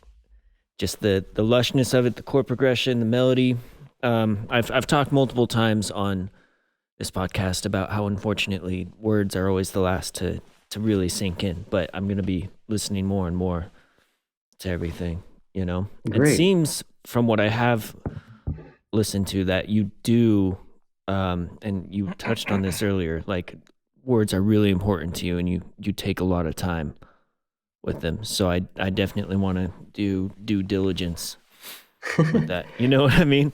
But Well, I would say they take me a lot of time. I don't know how talented I am with wordplay and all, as a lyricist and all this, but I think maybe having a mother who's a writer as well. I like to read. I don't know. So maybe it comes out. I hope, anyways. But yeah. How do you think about lyrics? Like, what, when you are trying to come up with them? Like, do you have an emotion that or a feeling that you're trying to put on paper, or like or do you just go for it, or like what? Do you have something like a mantra that you're trying to expand upon? Well, that's a hard question to answer. I have my notebooks that I'm always sketching ideas and writing down dreams, and sometimes I'll find an interesting way to put two words together, and that will take me somewhere completely. Well, it'll take me in a direction that I never thought of. But that having been said, I think that my words, I try not to make them of this time either, of our epoch. Like, I don't like to reference things that are happening in pop culture, or I don't like to talk about, like, even the materials that I talk about in my songs. There's never a reference to plastic. Oh wow! So I think that because I kind of feel like NASA stole the moon from the realm of poets, if you will. And so I like to take it back to times that were simply, I don't know, people call me a Luddite sometimes, you know? So maybe that's reflected in my lyrics. Yeah. That's really fascinating to consciously think of that. Also, I don't think in the songs that I've written I've never thought about what materials have come up in that. Do you think of, like, I don't know, like, do you have a list of things that are addressed, or is it how did you start thinking about, or were you really specific? You're like, all right, I can't. This all has to be steel or before in order for this to work. It's just what I'm attracted to, you know. Okay, fair enough. and my wife Melanie is so funny because she's like, you've never written a song for me, you know, you've never written the love song for me. She's like, this is all for you. And so that's kind of funny, you know. No, I don't write very many love songs, for example. Yeah. But your songs, they're interesting. Like, some of them sound like they might be very personal. Sure. But some of them sound like they might be like stories that you're telling, like that are perhaps fictional. Sure. I think that they're mostly very personal. And if they are stories, they're probably also personal. Yeah, I think. On the one hand, it's personal, and on the other hand, I guess it's pretty personal. Yeah. I mean, that might be a misinterpretation on my part, right? Because I'm. That's I don't know what to tell you. They're out there, and they're free to be interpreted how you will. Yeah. I oftentimes will try to approach something writing from an idea that's totally outside myself, and then it just becomes like a really intense personal orb, even though I just like it's because I'm the filter, Sure. you know? Sure. And that's what happens. So even if I'm trying to do an abstracted thing, I end up That's an finding- interesting exercise. Yeah, you know, it's fun. It's a good way to get you going, and then you still end up exposing the world to something deep within, whether or not you meant to, you know. Sure. And so, 2013 that was Arrows and Corridors. In 2015, I came out with Wasteland. Oh yeah, And Wasteland is also back to another France. another individual project that I recorded here in France, also with the iPad. What I like about the iPad is it's so tactile, and someone who is an idiot with computers, instead of having like the interface is just so. I mean, you're touching things, and you're I don't know. It made sense to me on the iPad, and so with that album, I had read the poetry of T.S. Eliot. The poem of the same name, Wasteland, which came out right after World War One. And That's I haven't read the whole thing, but I was cursorily looking over it, and it seems like a pretty crazy poem. it is a pretty crazy poem. I mean, it's very much a result of after World War One. I mean, I think it's been a long time since I've read it, so I'm not going to even try to quote it. But I felt that the direction of the world today is encapsulated in much of the poem, and so I found it as pertinent now as it was 100 years ago. And so I took that as a starting point. Some of the poem I used almost word for word, and other parts of it was just a kind of an inspiration. And so this kind of post-apocalyptic album came about, and where I was trying to create basically a window into different possible post-apocalyptic situations. Isn't I thought maybe the desert music material came from the Wasteland as well. The Wasteland? Wasteland? Oh, the poem? Yeah. I don't know. Well, anyway. And Steve Reich is one of your inspirations, as you said. Oh yeah. I love Steve Reich. I had an opportunity to see an interpretation of music for 18 musicians at the New World Symphony in Miami. And what Michael Tilson Thomas had done, he was the conductor at the time, I'm not sure if he's still there, was he had set up the musicians in rows. So everything was symmetrical. And the brass was, I know there's like marimbas maybe. But yeah, everything was set up symmetrically.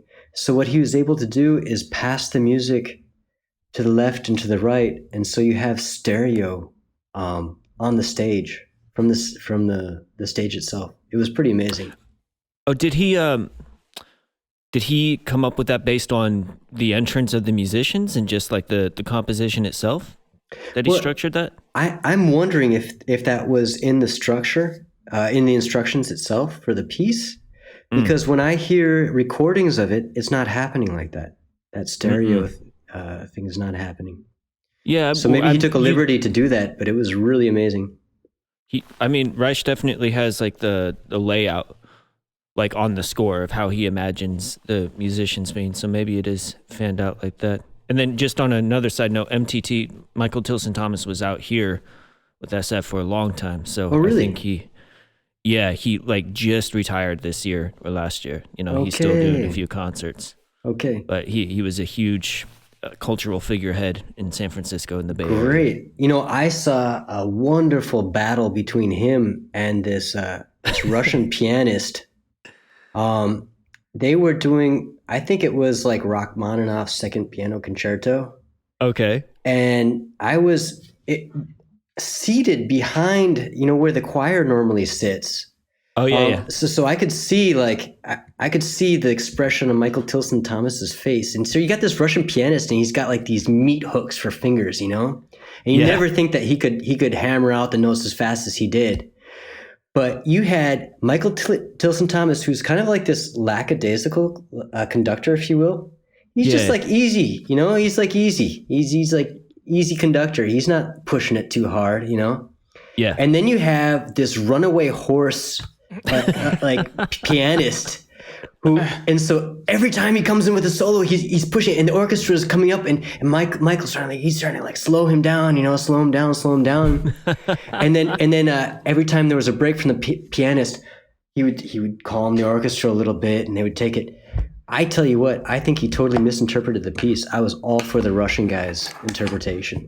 This was Rock 2, right? Yeah. Okay, that's interesting.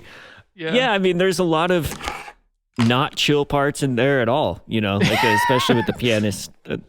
Like even, man, just thinking about that break in the third movement, the very first one, it's bonkers. Yeah. But yeah, that's hilarious that you got to see that. I grew up in Denver, and I usually sat in the same seats because they were cheaper, you know, when I was like in college and stuff. And Marin Alsop, I think she has a bit more of a heavy hand with her orchestras. Yeah, okay. So I'd watch her a lot. But anyway, yeah, that's a funny story. Because I don't think of MTT like being the Toscanini. Right. You know? Yeah. No, but the New World Symphony, that was a great thing because they had the student rush tickets. And so you could just show up and grab a seat for $5 or $10 and I love that. show up the night of, you know. That's how it should be. That's how it should be. And so basically, Steve Reich or Steve Reich, I'm not sure how you pronounce it, but also a lot of other minimalists. Even Philip Glass is someone that I've been listening to since I was 13 years old. I heard, I guess it was Itipu on the radio, and it sounded like classical music, but it was huge and it was repetitive, and it was. Asked my mom, I said, "What is this?" And she said, "Well, I think it sounds like Philip Glass." And so she took me to a Philip Glass violin concerto the next year for my birthday. And you had this violinist, contemporary violinist, I think his name is Gidon Kramer. And he was doing these arpeggios. His hand looked like a spider going up and down the neck of his instrument. And it was just so breathtaking. And my mom said something to me afterwards, after that show. She says, "I want the second movement for my funeral." I was like, "Oh wow, geez, Mom." You know, my mom, she's kind of an intense lady sometimes, you know. And but that seed that gets into your head when you're a 14-year-old boy, you know. And so these minimalist composers like Philip Glass are the kind of music that I listen to the most in my studio when I'm making things, because it puts me into this creative process where I'm not really listening to the music, but I'm working with it. Yeah. And when I was 30 years old for my 30th birthday, a friend of mine in Miami said, "Reeve, I got a surprise for you." And he took me to see Philip Glass play Philip Glass. And so it was Philip Glass an hour and a half at the piano just playing his music. I saw that tour in Boulder. Cool. Whoa. I thought it was just wonderful because I'm so used to the recordings where you have, I don't know, it's just it was straight from him, you know. So it might have been a little bit more clunky sometimes, but the intention was there, you know. What I felt too that he might have got a little loose with some of them. You know what I mean? I was like, man, there was almost a sense of maybe he felt some freedom within his own forms. That, like, these were the etudes that we saw, I believe, right? I believe. I can't remember. Yeah, but. And I mean, so there was a bit of the clunk, but also it was just Philip Glass like going through and playing piano. It was really cool to watch. What a fascinating show. Yeah. It was great. And in seeing that he's been such an inspiration to me after all these years, I said, I'm going to meet this guy, you know?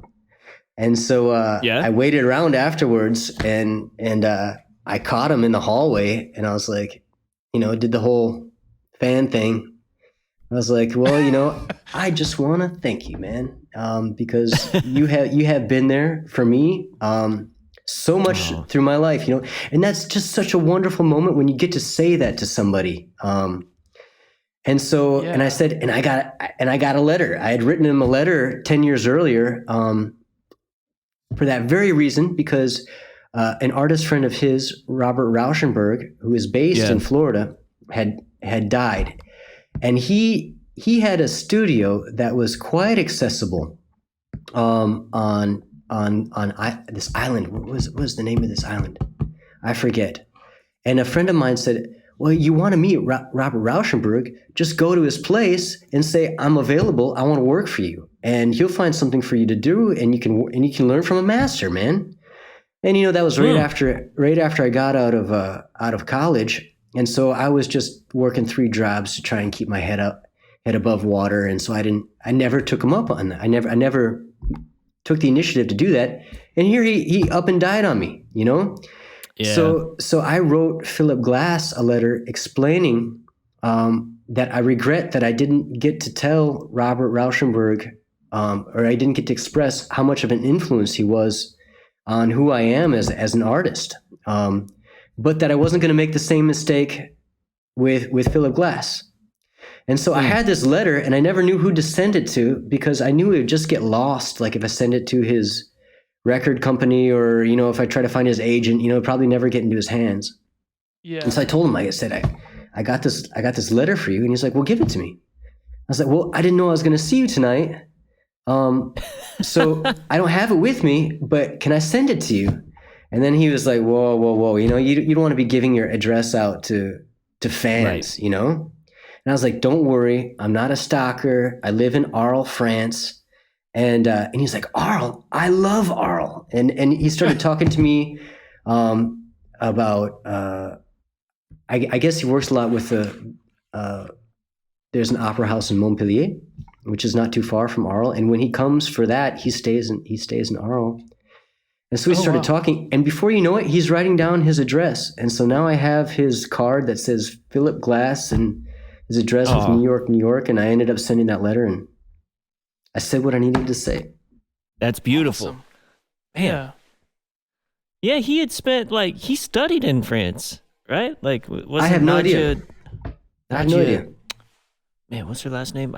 I don't know how to say it, but she was a very formidable composition teacher in Paris that a lot of people studied under, who many styles that are nothing like Philip Glass's at all, but he had a really strict formal compositional training under this lady Nadia. I'd have to look up her last name, I'm sorry, but I didn't know that. I didn't know that.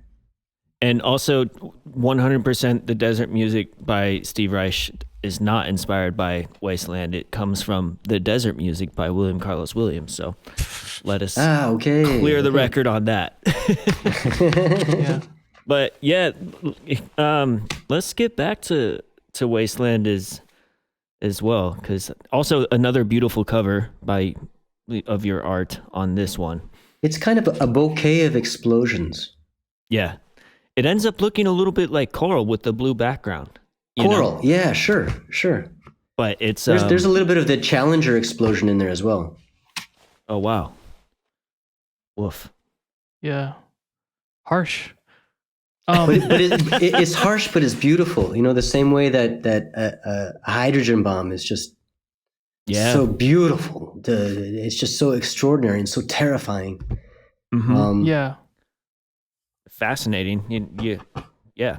So that's where I wanted to go with the album, you know, to kind of orient people towards the post-apocalyptic nature of the songs that I was writing. Mm-hmm. So it's almost hard to choose a song to demo to provide an example of this album because everything's so different from one another.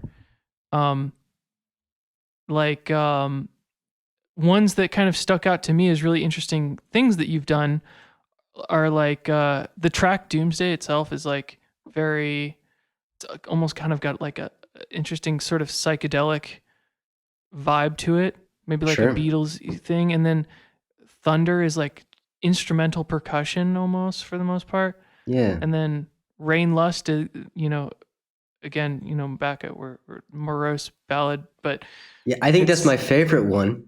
Rain Lust. Rain Lust. And on that, Paul Roth is playing saxophone. And Paul Roth is kind of a mythic character because he was living in Berlin, and he's just like, he was living the artist life, the bohemian life. And he was coming through Arl. I organize experimental music, I guess, events at the gallery here, and he was there from the beginning, and he kind of plays his music or his saxophone almost very percussively sometimes. And I said, man, I know that that's not where you're not there anymore, but do you think you could lay down a sax solo on my song? And he's like, yeah, I'll give it a shot. And it was like a one go kind of deal. Yeah, he's brilliant. Yeah. Is there's a video I think on of I'm guessing this is Paul, of a thing called Tensile Test. Sure, that's Paul Roth and Joe Raymer. Okay.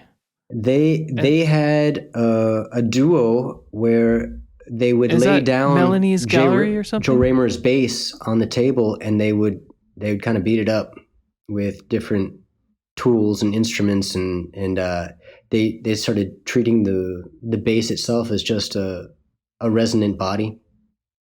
So this was acoustic, not electric bass. Yeah, absolutely. Laid it on its back? An upright bass, yeah. That they would Wow. lay down and kind of bang on. And so they asked me to do the cover for that. Oh, cool. Yeah. Awesome. So yeah, it's funny because Paul is also on Voyeur Girl doing his song. He is, isn't he? I had forgotten. Yeah, sure. Of course. Yeah.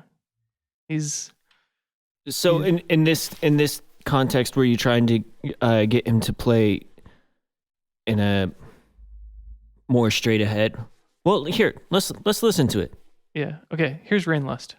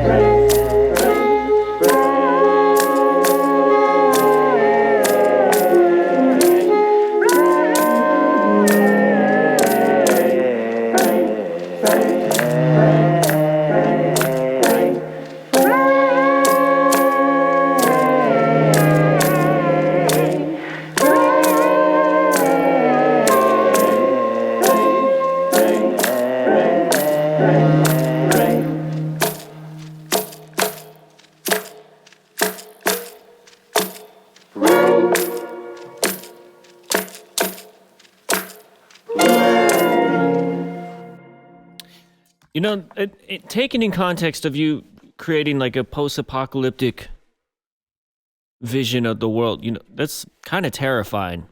You know, just imagining, because we've been in drought here in California, and it's been rough. Only recently has it started to rain again, and you know, I feel like we're only like one more year without rain to like crawling around and like doing chanting like that. You know, like people losing their humanity. Like just everything goes away except the one thing that will help us survive. You know, and there's just, man, that's pretty intense. Also, I can definitely hear the Philip Glass influence in something like that too, with the the vocal choral style. You know? Right. But I think there's kind of an Aboriginal thing happening as well. I know that in some of the Aboriginal music that's coming out of Australia, they often use stones or branches to create a percussive instrument of sorts. And so I think that I used all sorts of seeds and rocks to kind of create this like the percussion for that.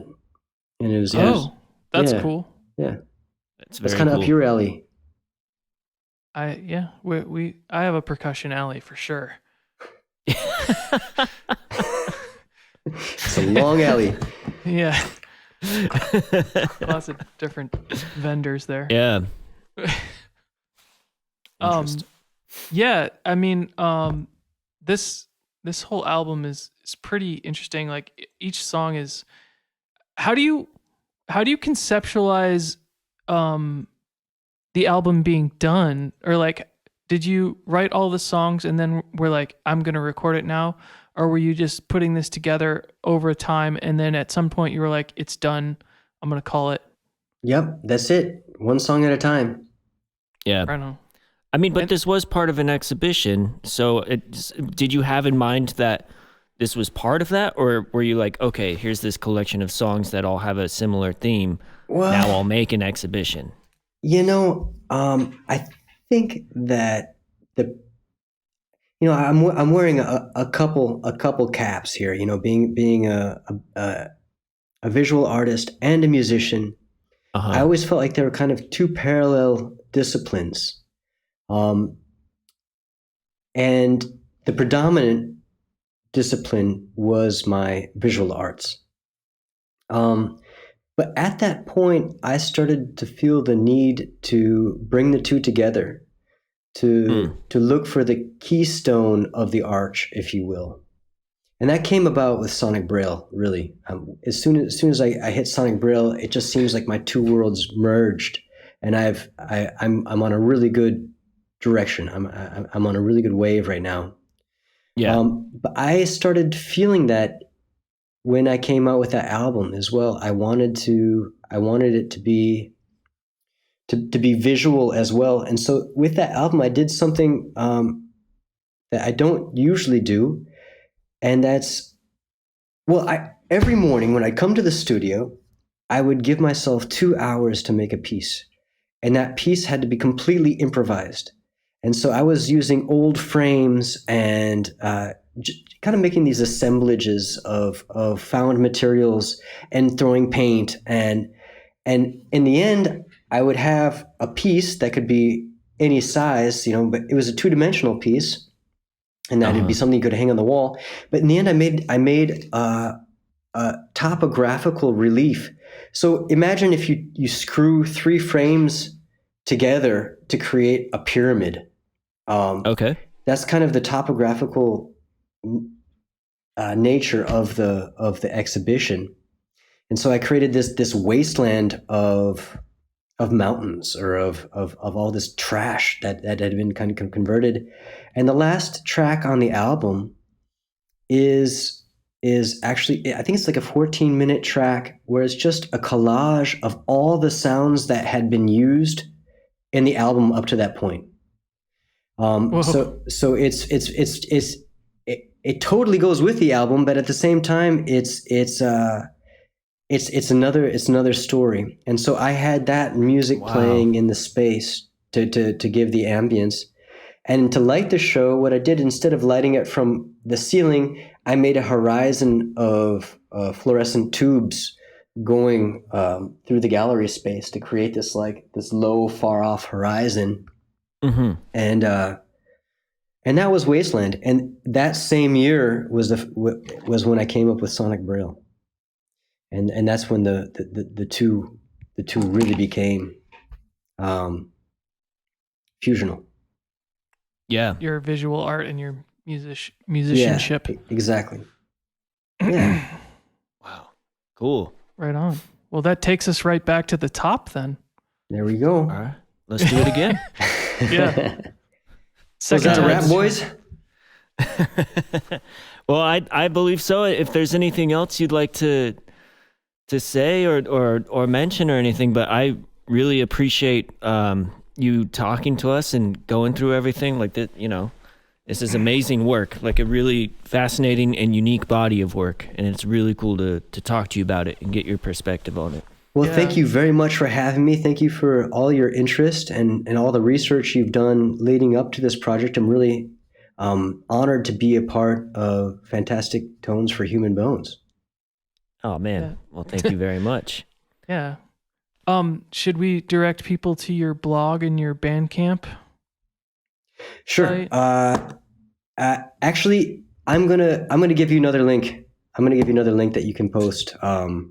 That's probably to the gallery. I think that might be more interesting. Okay. Because I don't keep up my blog. That's the problem with blogs, you know. A guy who doesn't really use computers, and it's just.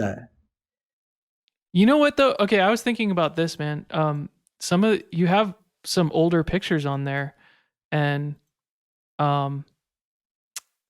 it's really cool to go back and see some of that stuff because it, like, I mean, for me personally, like, it brings back memories of all the stuff that you were doing. Sure. When I, back in Miami, back in the day, and like just to see how it kind of progresses.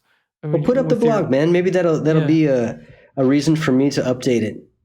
Yeah. Yeah, and we'll provide links to everything that we were talking about to give context for the listeners as well. Oh, sweet! I see in the background I appreciate that, Mark. The antler box that has the strings on the inside. That was cool to watch. Yeah, that thing's sweet. I made a whole music box series. Yeah. Y'all need to watch these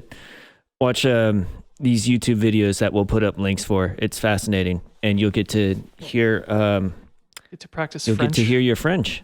Right on. So, just real quick, you can find Bob and I on Twitter at tones_4, the word 4, FOR, and on the grams we are found at FT the number 4 HB. And if you go to patreon.com/fantastic tones for human bones, you can support our show that way as well. And we appreciate all of you listeners so much. Please subscribe and like and rate and all that, and share it, tell people. Right on. Shall I take us out on Sunshine Injection? All right. Yeah. Let's do it. All right. Thanks again, Reeve. Oh, can I just add one more note on Sunshine Injection? Yes. I hate to say this, guys, but that was inspired by Trump. Remember when he's talking about killing the COVID by drinking bleach and like trying to inject us with UV light? And I do remember that. When he said that, I was like, this guy's fucking brilliant. I mean, that's poetry in motion, like Sunshine Injection. So yeah. All right. There we go. There you have it, folks. All right. Thank you, Reeve, so much for your time. Thank you, Reeve. Thanks, guys.